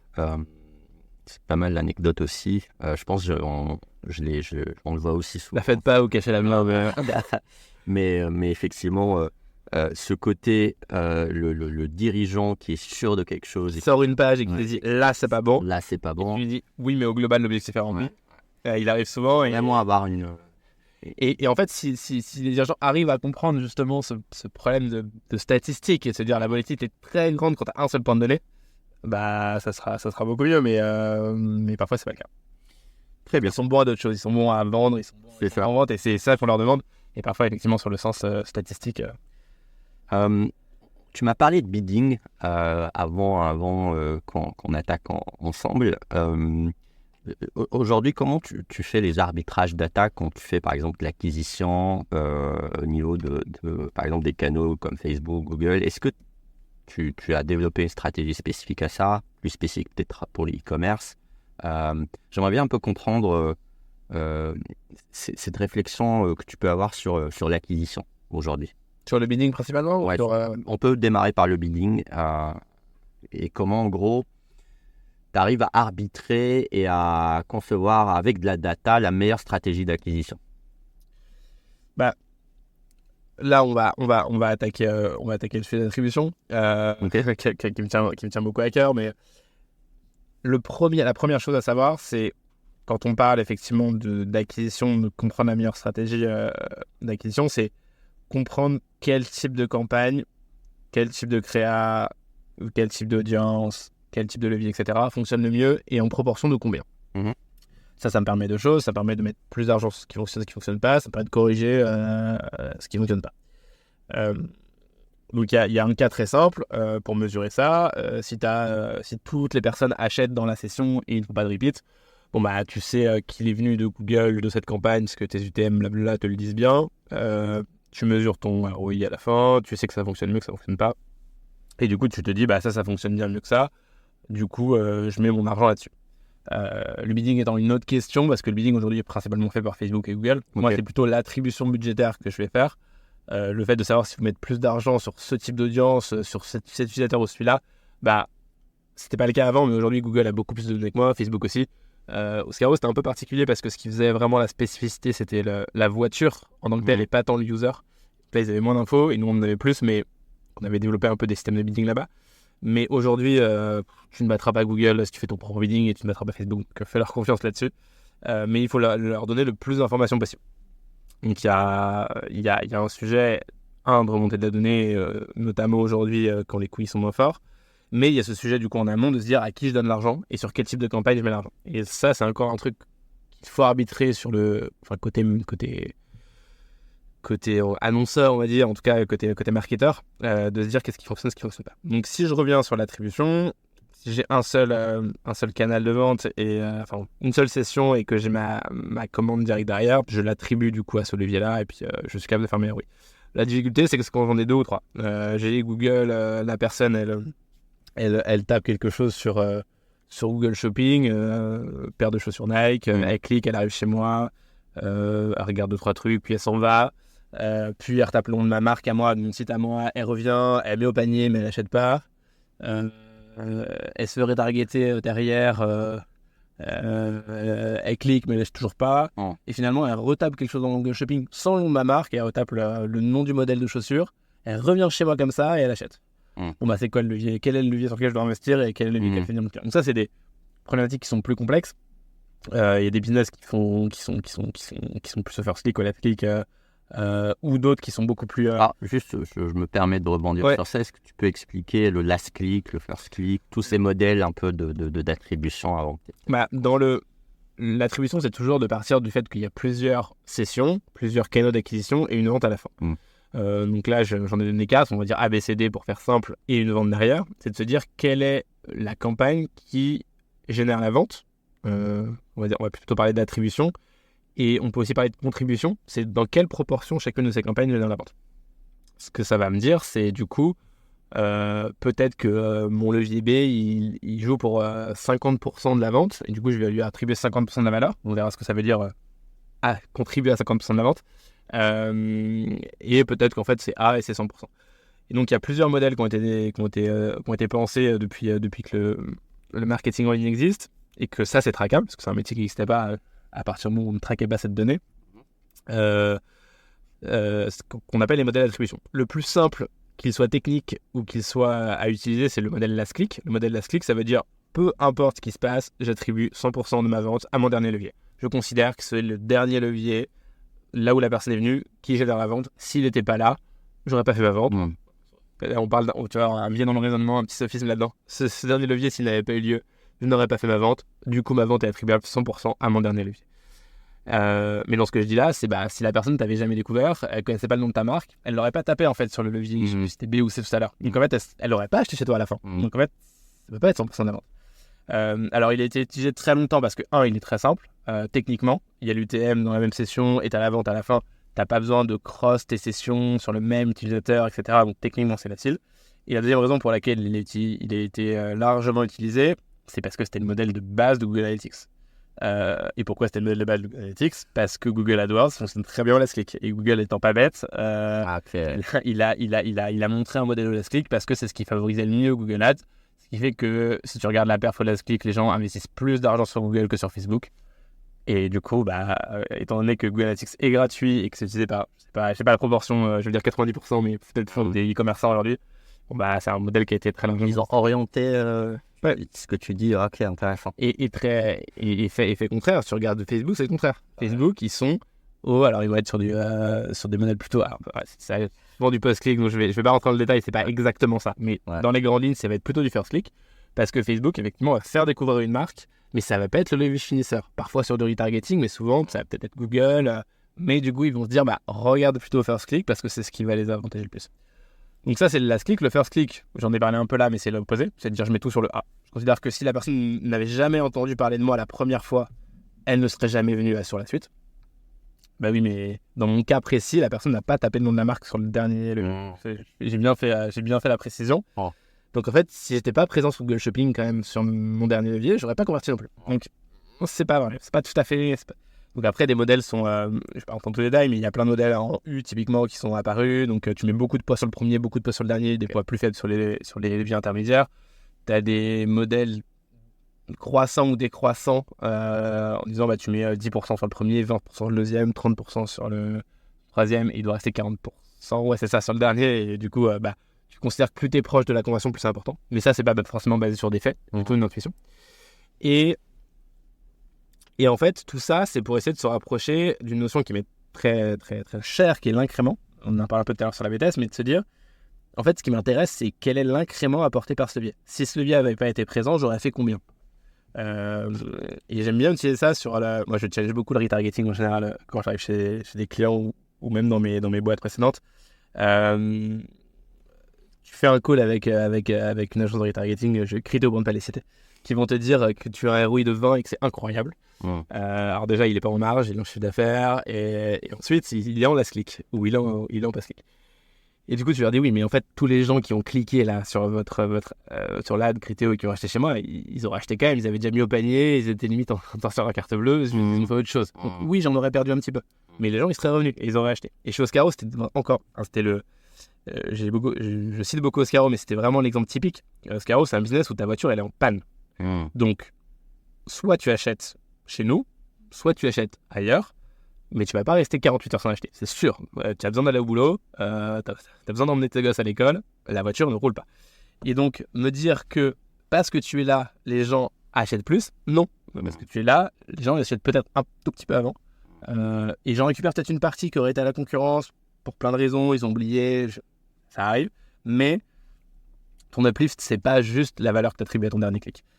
Et donc là, on prendra ça, mais c'est la meilleure manière de tester, c'est de faire un A/B test où tu retargetes 50% de ta population, tu ne retargetes pas 50% de ta population et tu regardes sur un temps assez long, exactement comme un A/B test, le chiffre d'affaires de chacune des deux versions. Et tu es capable d'attribuer une valeur du coup au retargeting qui, quand je l'avais fait chez Oscaro, était négative. C'est-à-dire qu'en fait, on saoulait tellement les gens qu'ils n'achetaient pas chez nous. Alors, encore une fois, il y a de la volatilité. Peut-être que c'était pas ça. Peu importe, ou bien sur des canaux spécifiques, est-ce que ça joue aussi? Non, c'était retargeting au sens, c'était avec Criteo, mais c'était au sens plus large. C'était au sens large. On avait vraiment mesuré, pas sur une gamme de produits, on avait vraiment fait une étude globale. Okay. Alors, encore une fois, le fait que ça soit négatif, ça peut être ce qu'on appelait une sorte d'adfatigue, de dire les gens, ils te voient tellement qu'ils n'ont pas envie d'y aller. Ouais. Mais ça peut aussi, il ne faut pas l'oublier, être juste la volatilité qui me fait, là, ma mesure n'était pas correcte, et du coup, il y a toujours une incertitude qui fait que non, c'est juste flat, et il ne faut pas surinterpréter non plus. Mais voilà, c'est la bonne manière de faire, parce que là, les modèles d'attribution, typiquement, last click ne répondent pas du tout à ça, et au first click non plus, parce que tu vas attribuer 0. La définition de retargeting, c'est pas ton premier levier. Donc, tu as plein de modèles derrière qui existent. L'idée, c'est de se rapprocher de cette notion d'incrément, et de se dire, est-ce que mon modèle d'attribution traduit l'incrément de chacun des leviers à la contribution de ma vente finale? Intuitivement dans un premier temps, et après ça peut se mesurer quand on a un grand volume de données, ça peut se mesurer en regardant tous les parcours utilisateurs, donc ceux qui ont fait typiquement A, B, C, D qui ont converti, et qui n'ont pas converti d'ailleurs, combien ils t'ont rapporté en valeur, ceux qui ont fait A, B, C, combien ils t'ont rapporté en valeur en moyenne, et de voir s'il y a un uplift qui arrive du fait d'avoir D dans ton parcours client. Et c'est essayer de se rapprocher de cette notion-là. Donc toi, tu es plus sur le modèle un peu de répartition par pourcentage, si je comprends bien. C'est pas extrême, c'est pas first click, c'est pas last click. De ce que je comprends, tu tends vers une forme de... En tout cas, c'est ce que tu essaies d'exprimer, c'est d'aller chercher les vrais pourcentages qui collent à ton business. C'est pas juste aléatoirement cliquer et dire que c'est du last click. Moi, je pense qu'il y a deux phases. En fait, vraiment, quand tu commences à t'intéresser à ces questions-là dans ta boîte, la première, c'est d'en être conscient. Se dire, en fait, sur quelle mode d'attribution je mesure mon truc. Se dire, est-ce qu'intuitivement, ça me semble correct? Typiquement, je reprends Oscaro par exemple, mesure au first click, ça n'a pas de sens. Tu es une boîte qui était connue déjà, très connue, donc en fait, ton first click, c'est de la brain. C'est juste caricature, donc elle n'est pas mesurable non plus, donc c'est compliqué. La personne, elle achète quand elle vient parce que sa voiture est en panne et tu as une concurrence qui est très forte. Donc en fait, les gens achètent très très vite, donc le last click fait sens. Là où un CLNC ou un Singular, c'était plutôt du first click. C'était de se dire, en fait, il faut que les gens découvrent la marque, découvrent ce concept qui existe, qu'ils ne connaissaient pas forcément. Et c'est vraiment ce truc-là qui va être le trigger qui fait qu'un jour la personne va acheter. Donc c'est déjà philosophiquement de se dire, est-ce que même dans mon intuition, c'est le bon modèle ou pas? Et une fois qu'on a ça et qu'on commence à mesurer les choses comme ça, pour moi, c'est de partir sur une distribution et de mesurer au cas par cas certains trucs.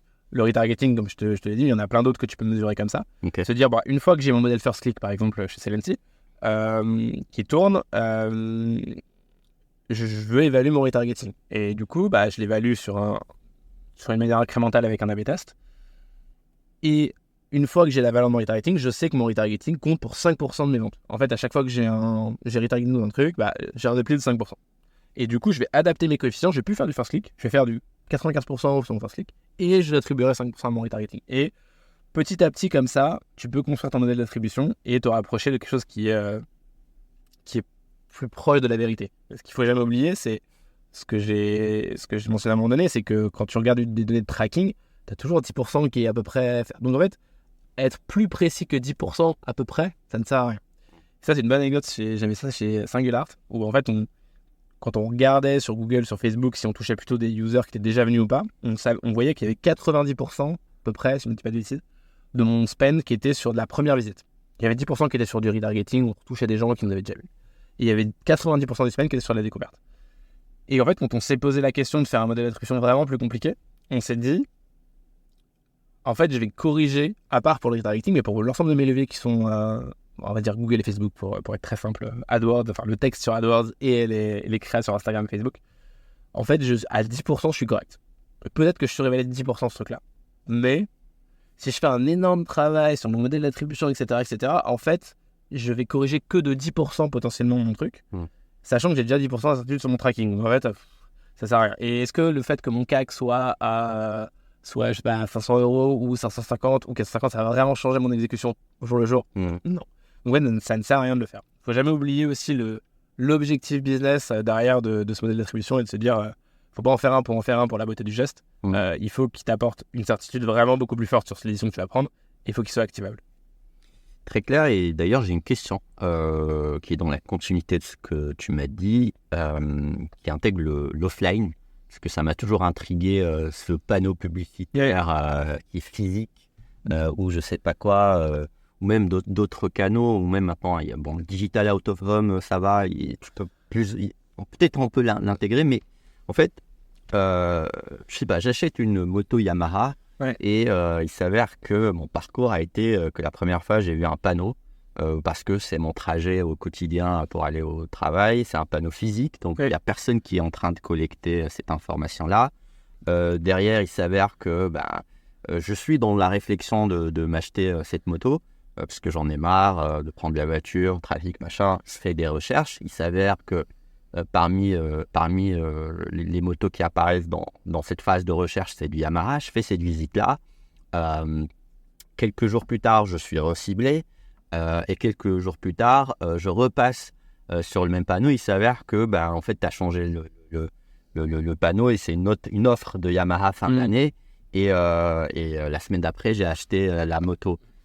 Hyper galère ce truc. Moi, ça m'a toujours intrigué aujourd'hui. Vu ce que tu me dis, je me dis peut-être qu'il y a des gens qui ont commencé à penser à ces modèles-là, surtout quand tu es vraiment sur du mix média et que tu es en fin d'année, préparer l'année d'après.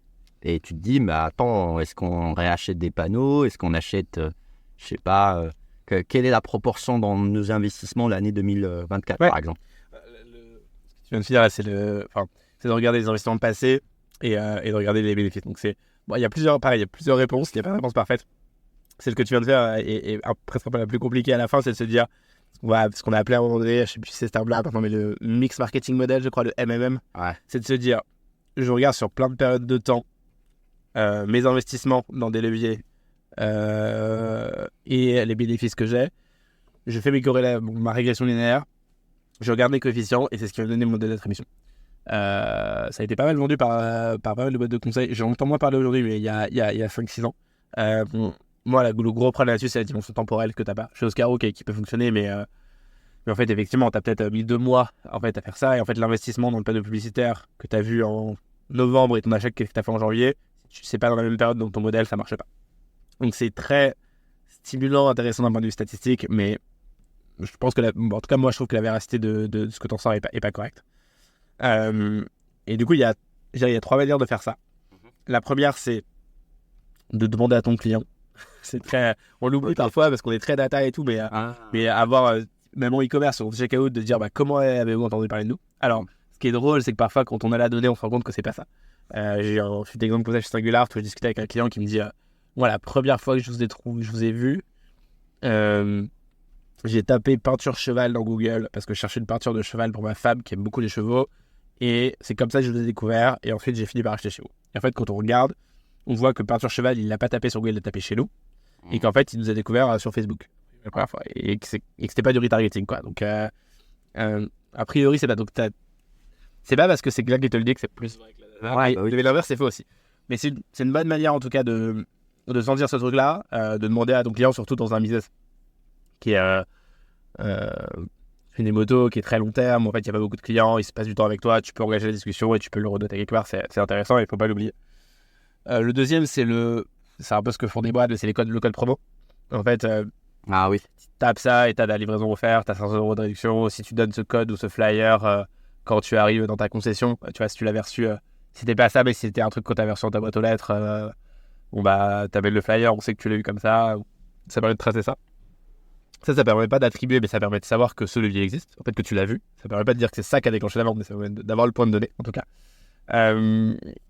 Et après, le troisième point, et ça rejoint quand même un peu le même, mais c'est l'étude statistique un peu plus grosse, c'est de se dire, est-ce que si je fais ma publicité à Paris uniquement, et qu'en fait, je prends les ventes de Paris et les ventes de toute la France sur Paris, et que je vois que c'est à peu près corrélé en général sur les saisons, que Paris, c'est toujours, je sais pas, 30% des ventes de la France, et que là, en faisant ma pub, c'est plus 30, mais c'est 50%, bon, bah, mon uplift, je suis capable de l'attribuer à ça. Et donc, tu ne sauras pas au client que ça fonctionne, mais tu seras capable d'estimer un peu un ROI grâce à cet incrément qui est pendant une période de temps sur ça. Il y a plein de biais parce que ça prend pas en compte les données temporelles. Tu peux avoir de la volatilité, encore une fois, qui arrive, donc c'est pas parfait. Mais ça permet au moins d'avoir une intuition. Et je dirais que le final, c'est quand même à un moment donné, de se dire c'est pas mesurable, mais j'ai confiance dans le fait que ça marche parce que justement, t'en parlais dans d'autres podcasts, mais du coup, de se dire à un moment donné, il faut avoir la conviction que le top of mind est important et qu'il reste. Mais du coup, il n'existe aucune technologie ou personne n'a sorti une techno qui essaie de catcher ce genre de data. Là, alors, ça existait. Alors, je crois qu'il n'existe plus parce que justement, d'un point de vue légal, privacy, c'était pas bon, mais je crois que DataBird, quelque chose comme ça, faisait ça il y a quelques années où typiquement tu passais devant un panneau publicitaire, les gens savaient qu'il y avait ça. Ils avaient une application qui était dans Le Figaro et dans Le Monde et t'avais des trackers dans 80% des applications de ton mobile. Ouais. Du coup, ils savaient où t'étais parce que t'étais obligé d'engager un truc, mais c'était pas très clair, etc. Ils croisaient ça et du coup, ils disaient un truc. Ils ont vendu ça. Je pense je veux pas dire de bêtises, mais il me semble qu'ils se sont fait épingler. Du coup, en tout cas, ils proposent plus cette techno-là. Mais ça existe à un moment donné. Mais d'un point de vue privacy, c'est trop compliqué de traquer les gens pour qu'ils le sachent physiquement. Okay. Ce qui se comprend. Donc, t'as ça qui a existé. Et tu as. Et en télé, ça existe par contre.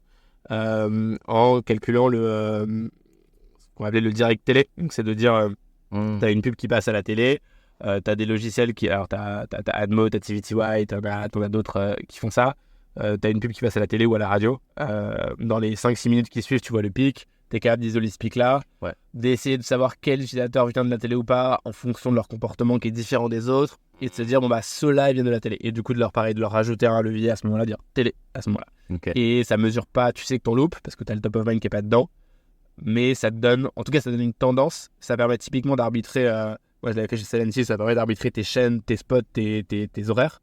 Tu sais pas si ça te rapporte 1, 2, 3, mais tu sais que ça te rapporte 3 fois plus là que là. Tu vois qu'il y a de l'impact, quoi. Tu sais que... Ouais, ou même ça te permet, de toute façon à partir du moment où tu as des investissements de télé, en fait une campagne télé, comment ça fonctionne, c'est que tu décides d'un montant, ensuite tu as une période de temps, 3-4 semaines, tu as une agence en général qui va c'est encore à l'ancienne dessus. Ça, tu ne le bookes pas à la main. Une agence qui appelle les régies médias et tout. Ah oui, les trucs. Je crois qu'ils envoient des Excel quand même maintenant. Ouais. Et en fait, tu bookes pour une semaine tes emplacements.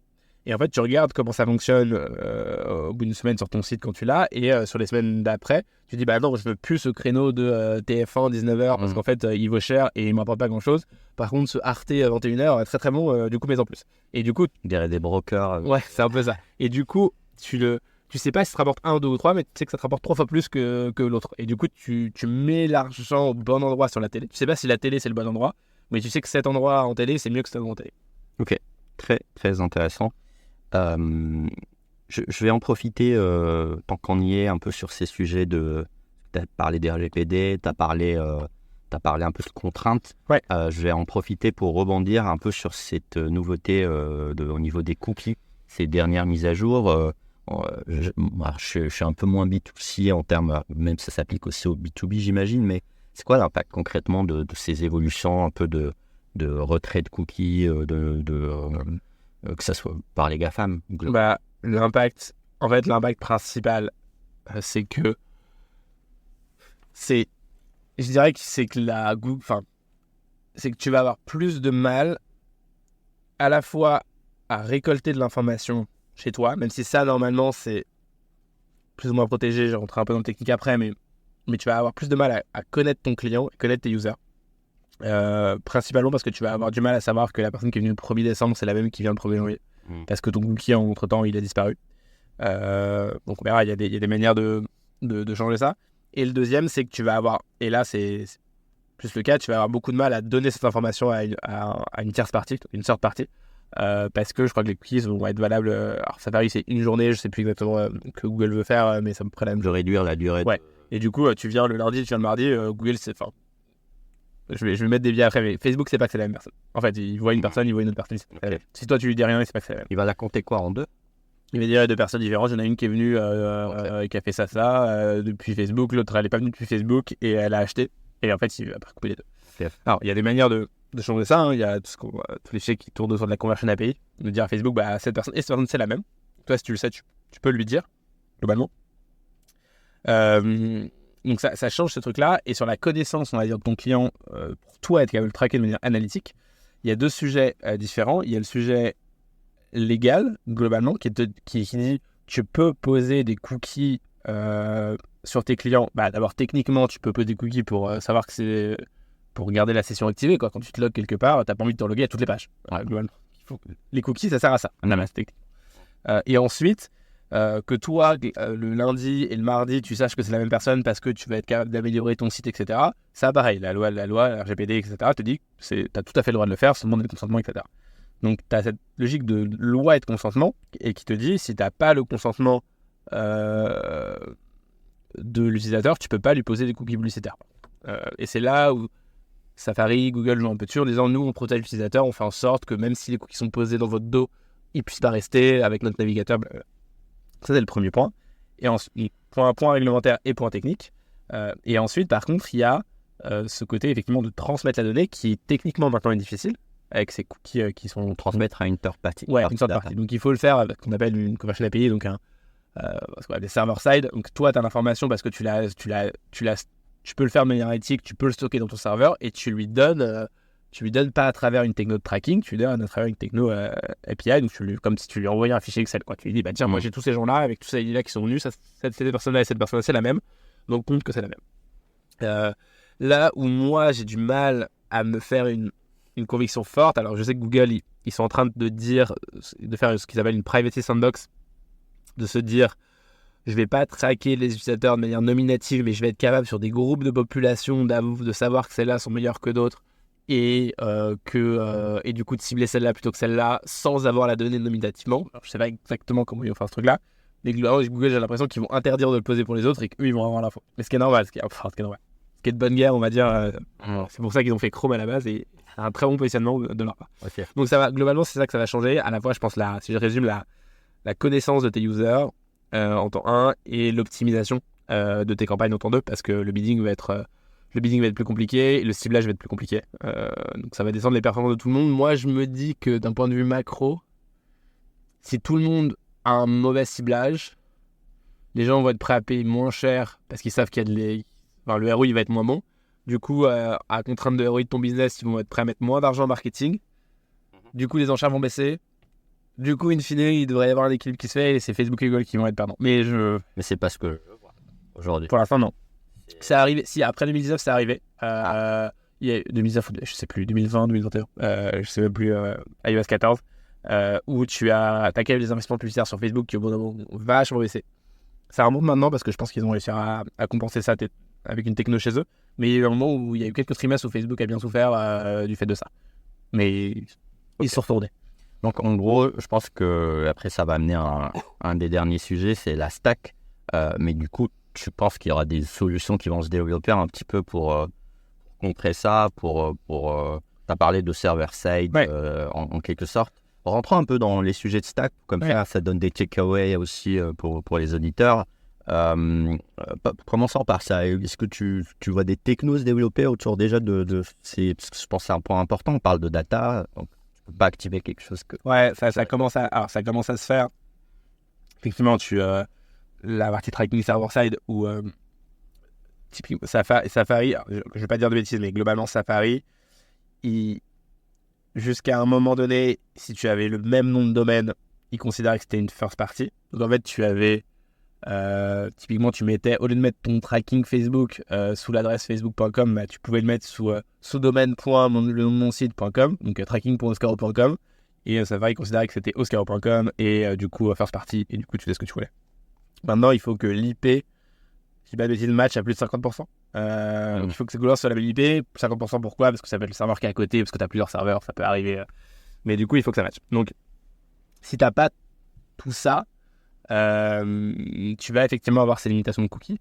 Donc, tu as des boîtes, il y a des logiciels qui commencent à se monter sur le fait de tout passer en first party pour être capable de tout traquer et ensuite envoyer la bonne information par API à Facebook ou à Google. Donc, en fait, ce qui est assez drôle, c'est que si tu reprends l'historique, d'un point de vue réglementaire, ils ont limité, ils ont essayé d'améliorer la privacy en limitant les cookies. Apple, pour commencer, Google maintenant, ont dit ah oui, nous on est d'accord pour se battre pour la privacy des gens et ils ont fait un argument marketing et ils ont limité les cookies. Et en fait, maintenant, les gens trouvent des solutions qui sont cookies-less pour faire exactement la même chose. Et donc, tu peux le faire. Alors, légalement, c'est toujours pareil, tu n'as pas forcément le droit de donner l'ensemble d'informations, mais à prouver, à traquer, c'est plus compliqué. Mais en gros, ça permet aux GAFAM de se dédouaner. C'est-à-dire, c'est pas moi.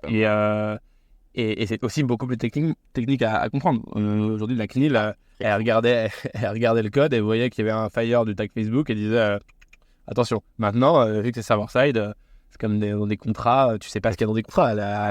Si tu n'as pas une perquisition, tu ne peux pas regarder les contrats des gens. Donc, c'est plus compliqué, en tout cas, d'un point de vue judiciaire, à aller chercher. Donc, il y a une zone grise encore qui existe là-dessus. Ça va se clarifier dans les 2 prochaines années, tu penses? Ça peut se clarifier, mais j'ai confiance dans l'ingéniosité des data guys et des marketeurs pour réussir à contourner un peu ça et trouver une astuce qui fonctionne mieux.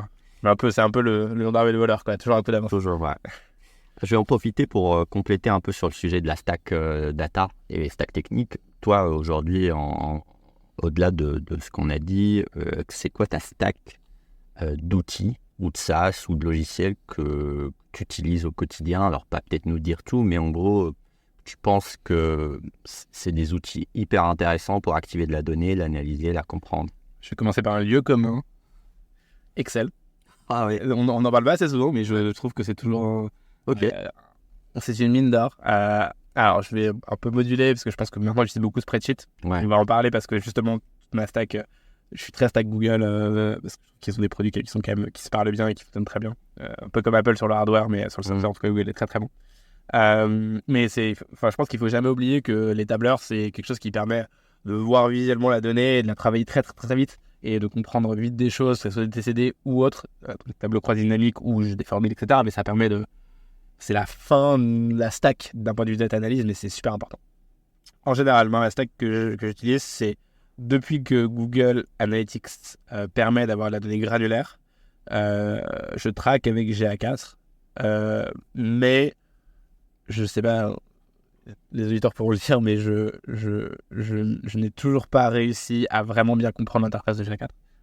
Parce qu'il y avait avant. Donc, étant un mec qui aime bien mettre les mains dans le cambouis et qui a fait beaucoup de data d'un point de vue granulaire dans le temps, j'active l'export de données automatique dans BigQuery. Je traque le plus de trucs et je mets tout dans BigQuery. Ok. Ce qui fait que j'ai l'ensemble de mes hits, donc de mes lignes de données qui redescendent dans BigQuery. Après, moi, de mon côté, aujourd'hui, j'ai mes requêtes qui fonctionnent bien, que je vais éprouver chez plusieurs clients de Fairbat, où je sais que je veux calculer ça, il faut que je garde ce champ-là, et j'ai mes requêtes que je modifie un petit peu, mais ça me permet de fameux ETL, extract, transform, load, mais du coup, le transform, je fais le transform de ça pour avoir des tables qui sont exploitables pour moi. Ok. Et une fois que j'ai ça, après, soit effectivement, je déverse ça dans une spreadsheet, que la connexion se fait bien, soit dans un Data Studio, Looker Studio, pour voir les choses. En général, c'est ce truc-là. Et après, j'ai envie de te donner parce que c'est super mouvant, mais comment ça fonctionne aujourd'hui sur le tracking. Parce qu'effectivement, tu m'aurais posé la question il y a un an, je t'aurais dit GTM et je mets Google et Facebook et les jeunesses. Il y a un an, je t'aurais peut-être dit plus la conversion API de Facebook mis en natif comme ça, juste derrière, qui permet de remonter le truc. Maintenant, je te dirais qu'il faut passer par un serveur spécifique sur lequel justement tu as ta conversion API qui récupère les données de Google et qui les envoie à Facebook. Du coup, c'est très mouvant. Ça, c'est custom ou il y a des solutions qui émergent? Alors, ça émerge, mais c'est encore un peu le Far West. C'est-à-dire, quand tu veux le faire bien, la meilleure solution, c'est de prendre quelqu'un qui le fait bien et de le prendre pendant un mois et qu'il te fasse le truc.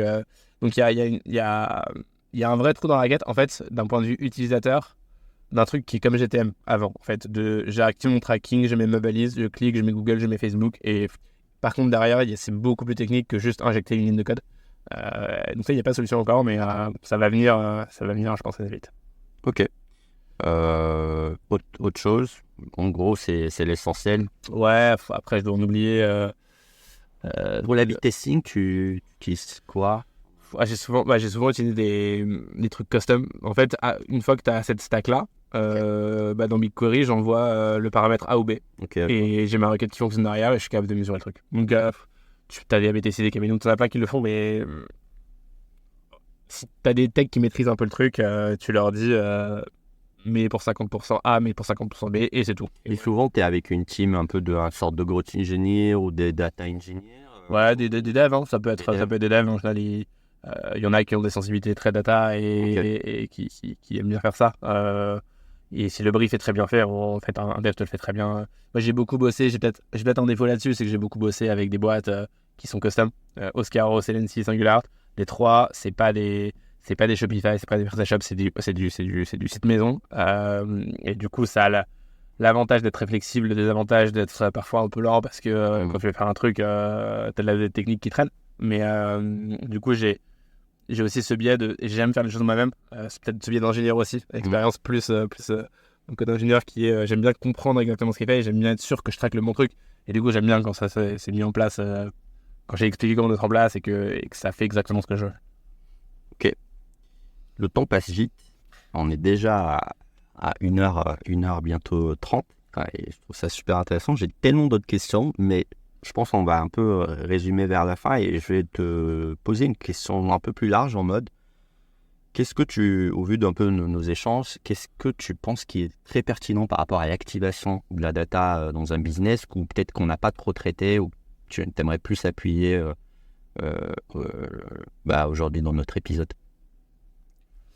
Je pense qu'on a parlé du comprendre le business et comprendre les chiffres. Ouais. Pour vraiment être capable de dire la profitabilité elle est là, mon CAC max il est là, je pense que le travail préliminaire. On a parlé de ce qu'on va appeler les micro-conversions, donc ce qui est de quel est le bon indicateur sur lequel je me baser pour avoir assez de données et à la fois que ce soit quelque chose qui est pertinent d'un point de vue business. On a parlé de modèle d'attribution pour justement être capable de faire ce split de CAC et de LTV par levier.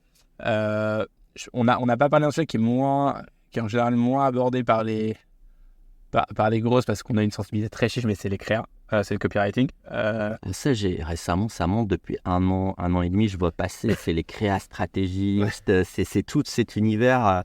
Et vu juste avant que tu rentres dedans, juste pour un peu montrer le contexte, nous, à Mathieu, on a plein de pays qui récemment ont changé leur discours en mode maintenant, la plateforme, elle fait tout, faut maximiser les créas. Et donc, je me dis, c'est quoi cette nouvelle tendance encore? Alors, les créas, on les avait oubliés, mais en même temps, tu as des créas par l'IA. Alors, c'est bien que tu en parles, je suis très curieux d'avoir ton avis. Moi, j'ai entendu les mêmes choses que toi. J'ai l'impression que tu as des effets de mode quand même. C'est vrai que le bidding de Google et Facebook, en fait, le temps où tu devais limite faire ton propre bidding est révolu. Le bidding de Google et Facebook fonctionne bien. Ils ont plus de données que toi. Donc, c'est ce que eux te vendent en tout cas. Que tu n'as plus besoin de te concentrer sur la structuration des campagnes. C'est Pmax sur Google, c'est Advantage Plus sur Facebook. C'est-à-dire, nous, en fait, on sait structurer la campagne parce que les données, on l'a, on en a plus que toi et on sait faire. Vrai, pas vrai. En fait, je pense que c'est très bien quand t'as pas beaucoup de temps à passer et plutôt que de faire une campagne qui va être pas bien paramétrée, etc., tu fais ça et c'est très bien. Par contre, effectivement, au bout d'un moment, oui, tu as plus d'informations Google et Facebook, tu en auras de plus en plus parce qu'ils vont en avoir de moins en moins en rapport aux cookies dont on a discuté juste avant, mais tu connais mieux tes clients, tu connais ce qui se passe aussi derrière le tunnel d'achat, les taux de retour, etc. Et souvent, tu vas être meilleur. Et bon, bref. Un aparté là-dessus, et donc c'est le discours, je pense. Moi, j'analyse ça comme à la fois un peu une part de vérité, à la fois un discours énormément poussé de Google et Facebook auprès des agences en leur disant laissez-nous faire, on va avoir des meilleures performances, et de leur côté, ils disent on va faire dépenser plus aux gens. C'est un peu la même chose avec le bon modèle d'attribution qui va maximiser, etc. Et du coup, concentrez vous sur les créas. Donc, je pense que, encore une fois, effet pas totalement faux, mais très amplifié par Google et Facebook auprès des agences pour justement parce que c'est un moyen pour eux de gagner plus d'argent. Après, une fois qu'on a dit ça, les créas, effectivement, c'est le nerf de la guerre, quoi, parce que si tu as une créa toute pourrie, finalement, et que tu payes à l'impression, la personne ne va pas cliquer, elle ne va pas acheter, etc. Alors que si tu as une créa qui te fait 10 fois plus de taux de clic avec la même qualité d'audience, tu vas faire 10 fois plus sur ton ROI à la fin. C'est vrai que moi, je le prends en général d'un point de vue je repars, mais d'un point de vue très data. Parce que je suis en train de faire en ce moment pour un client, je lis toutes ces créas et je lui ai demandé, travail assez fastidieux, mais je lui ai demandé pour toute créa de dire, c'est une marque de bijoux, je lui ai demandé est-ce que le bijou est porté, est-ce que c'est des teintes sombres, est-ce que c'est une teinte, est-ce que c'est une bague de fiançailles, est-ce que c'est un autre type de bijou, est-ce que c'est, et je lui ai mis 10 dimensions comme ça, et je lui ai dit, est-ce que le message est écrit en gros, est-ce qu'il est écrit en petit, etc. Quel est le marketing pris, j'ai une dizaine de colonnes comme ça. Et le but, c'est de se dire, d'abord mes créas sont utilisées sur des campagnes différentes parce que pays différents, etc. Et en fait, j'essaie de contrer le biais dont je t'avais parlé tout à l'heure, de se dire, si je regarde vraiment dans une campagne donnée, un ad group donné, une campagne donnée, sur un pays donné, et que du coup, je vois que j'ai une purchase, et que du coup, je coupe celle qu'on a 0 et je laisse celle qu'on a 1, et j'ai un gros biais. Donc moi, je me dis, plutôt que de regarder ça, 2 possibilités. Soit je regarde effectivement les ajouts au panier, ce qu'on a dit tout à l'heure, mais en général, j'en aurais pas assez, parce que je vais vraiment, c'est comme les keywords sur Google, je vais vraiment granulaire. Le keyword de Google, c'est la créa de Facebook. Je vais granulairement et en fait, j'ai pas assez de données. Du coup, j'essaie de regrouper ces trucs et j'essaie de me dire, c'est une stratégie que j'avais faite chez Celency pour Google Shopping. Ok. On en parlera peut-être après si tu veux, mais de se dire, toutes les créas avec un texte en gros, elles performent 30% mieux que les créas qui ont un texte en petit. Par exemple, toutes les créas qui sont une dominante claire, elles performent 50% mieux que les créas qui ont une dominante. Et du coup, d'être capable d'orienter. Ça, c'est général. Ouais, en tout cas sur ce business-là, et sur les audiences qu'on target. Et de se dire petit à petit, en fait, ce qui fonctionne le mieux, c'est des créas clairs avec un gros texte, avec un bijou qui est porté, etc., etc.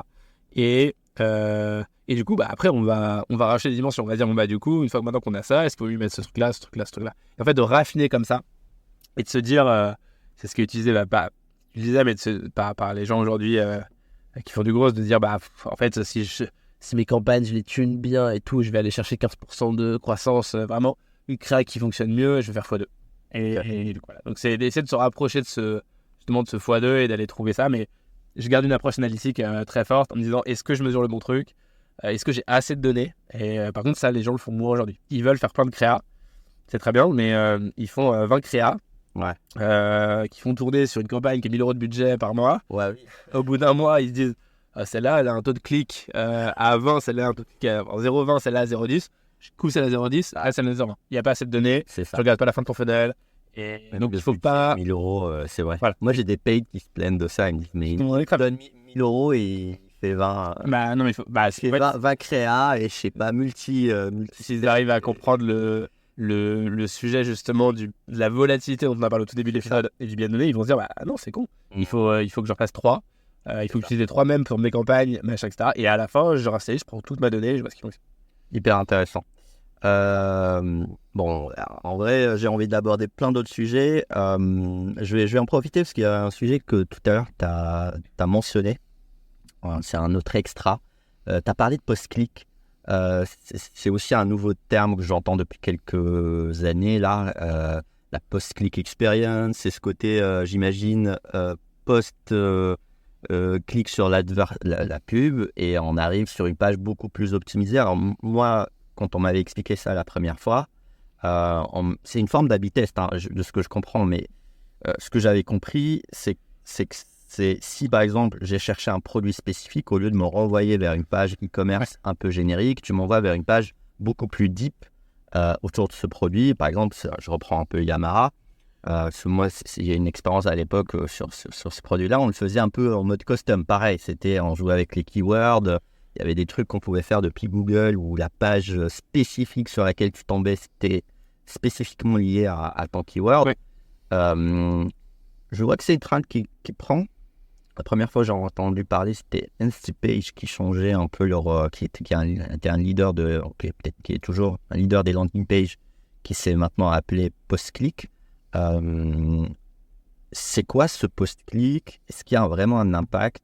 Ou à la fin, c'est juste un nouveau terme pour dire landing page dynamique qu'on faisait bien avant? Alors post-click, moi je disais, c'est drôle parce que c'était pas pour dire la même chose que je disais. Okay. C'était pour la manière dont on track la performance. Ok. Je parlais de first click, last click tout à l'heure. Le post-click, en fait, c'est de se dire, typiquement à Google, Ouais, un Google, il sait pas les autres leviers que tu as. Ok. Donc lui, il a son levier, il sait que la personne est venue chez lui, a cliqué sur Google, il sait qu'elle a acheté à la fin, il sait pas ce qui s'est passé avant, ce qui s'est passé après. Ok. Du coup, il l'attribue comme ça. Mais ce que tu dis est super intéressant aussi, parce qu'effectivement, si on reprend les moyens d'optimiser les campagnes, globalement, c'est changer tes audiences, changer tes créas, changer à la rigueur ton bidding, changer ta temporalité, bidder plus à certains moments qu'à d'autres, et changer l'endroit où les personnes arrivent. Et en fait, landing dynamique, alors, c'est un point de vue méta. Je pense qu'encore une fois, pareil, il faut remettre le sujet un peu en amont, c'est de dire où est-ce que les personnes convertissent le mieux. Il y a une grosse tendance en ce moment de se dire effectivement qu'il faut énormément travailler ses landings, qu'il faut envoyer sur la bonne page avec le bon argument marketing, etc., etc. Moi, quand je mesure, je l'ai encore fait ce matin pour un client, et quand je mesure la performance des landing pages et que je regarde du coup en taux de conversion ou en valeur apportée par chacun des utilisateurs qui arrivent, la home page, elle est toujours 2 fois meilleure que les pages de profond. En moyenne, encore une fois. Je ne dis pas que c'est vrai pour tous les clients, je ne dis pas que c'est vrai pour l'ensemble des utilisateurs, Intéressant. mais elle est meilleure. Pourquoi est-ce qu'elle est meilleure? Parce que les gens travaillent la home page et ne travaillent pas les autres pages. Possible. Mais en tout cas, les gens convertissent mieux sur la home page. Donc il y a un double travail, comme ce dont on parlait tout à l'heure pour les product managers sur les A/B tests. Mais il y a le travail de se dire, en temps 1, il faut peut-être que je mette plus de flux sur ma home page.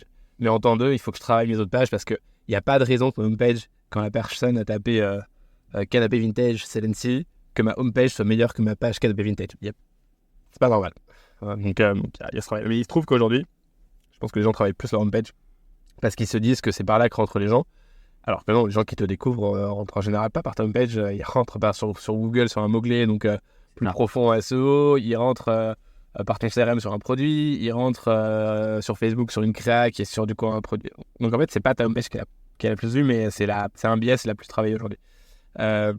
Après, sur la partie dynamique, je pense qu'envoyer, tu as des éléments de rassurance qui sont importants, donc il faut envoyer sur des pages qui correspondent à ce que tu as mis en créa. Si tu as poussé une offre, que tu as poussé un produit, que tu as poussé un argument marketing sur ta créa, il faut le remettre sur ton site. Éléments de réassurance, continuité du parcours, la personne n'est pas perdue, elle retrouve les mêmes trucs. Alors que si elle se retrouve sur un site complètement différent, elle est perdue. Donc je pense que ça, c'est important. La partie dynamique, en fait, elle se fait... c'est là où je sais pas trop ce que propose parce que tu me disais, s'il y a une vraie différence, mais tu cliques, tu arrives sur une page spécifique, tu peux la dédier à un user spécifique. Nous, on a alors... En gros, juste pour un peu être plus explicite, c'est cette capacité, par exemple, par rapport à un catalogue e-commerce, qui peut être de milliers de produits, à chaque moment que je clique sur un produit et que je veux aller sur une page, en fait, la page, elle est dynamique dans le sens où elle reprend les codes du produit spécifiquement à chercher. En tout cas, c'est quelque chose de nouveau et je voulais en profiter pour avoir un peu la personnalisation. Ok. En fait, tu peux le faire. Je te donne un exemple très concret. Je le modifie un petit peu, mais parce que je peux pas te le dire entier. Mais globalement, tu cliques sur un produit. Typiquement, on va dire, si on prend un canapé, tu cliques sur un canapé marron, par exemple. Effectivement, tu cliques dessus, depuis Shopping, tu arrives, on va dire, chez Celency, tu sais que l'utilisateur, il a cliqué sur canapé marron. Ce que ça veut dire 2 choses. Ça veut dire que, 1, plutôt canapé, et 2, il a plutôt peut-être un salon qui est dans les teintes marron. En tout cas, qui va bien marron. Et du coup, si demain, il cherche une chaise, tu vas peut-être pas lui proposer des chaises scandinaves super vintage parce que tu sais que son salon est pas comme ça. Donc, tu vas utiliser cette information initiale du fait que la personne cherchait des teintes plutôt comme ça pour pré-filtrer chacune des autres pages, par exemple. Donc ça, je trouve que c'est intéressant. Je vous aide encore une fois, autre business et autres paramètres, mais ça m'est arrivé de le faire. Je ne l'ai pas mesuré proprement, parce que c'était compliqué pour savoir si ça fonctionnait ou pas. Mais en tout cas, d'un point de vue user experience, c'est plutôt un taf produit. En tout cas, c'est un truc à tester. Et, voilà une idée d'A/B test très bonne à donner à nos product managers qui nous écoutent. Super. Je finis avec une dernière question, une question un peu plus générique. C'est ta perception et un peu ce que tu penses du futur de cet univers de la data activation. Comment tu perçois un peu ton métier sur les prochaines années pour un peu finir sur cette Moi, je pense question. qu'il va se complexifier. Ok. Principalement à cause, de la pattern et de la réglementation qui se complexifie, du fait que les gens trouvent des alternatives à cette réglementation et à la fois les acteurs comme Facebook qui jouent un peu sur le marketing sur la privacy, etc. Je pense qu'en fait, si on revient au tout début de la chaîne de valeur, le fait de récolter la bonne donnée et de savoir que tu as de la donnée qui est correcte et qui représente la réalité, ça va se complexifier. Donc on va avoir un tas, à mon avis, data engineer qui va être beaucoup plus fort, qui va pas être ce que font data engineer aujourd'hui, qui sont tirés des tuyaux entre des serveurs pour que la donnée dans ton CRM, ça soit la bonne donnée, qui est machin, mais juste être sûr qu'on récolte la bonne donnée et qu'elle est au bon endroit. Ça, je pense que ça va changer.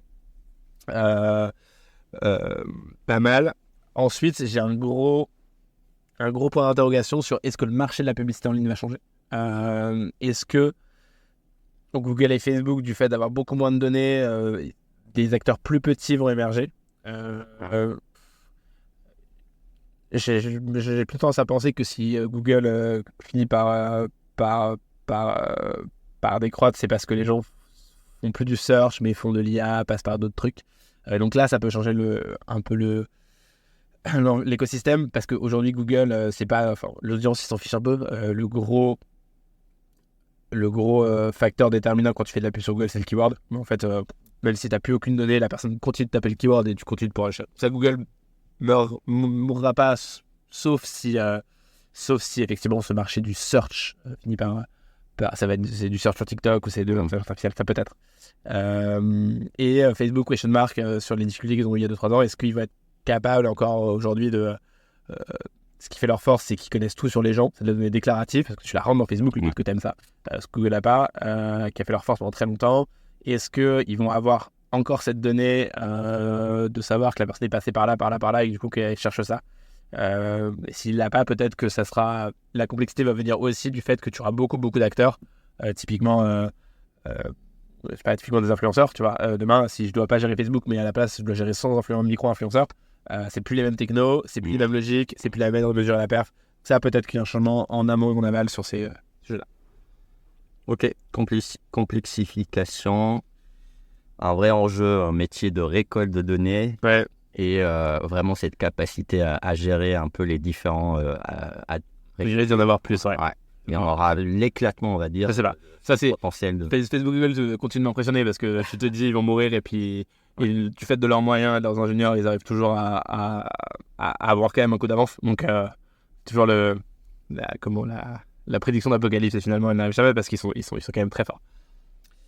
Merci Olivier. Merci. Super intéressant notre épisode et je te dis à très vite. À très vite. Salut.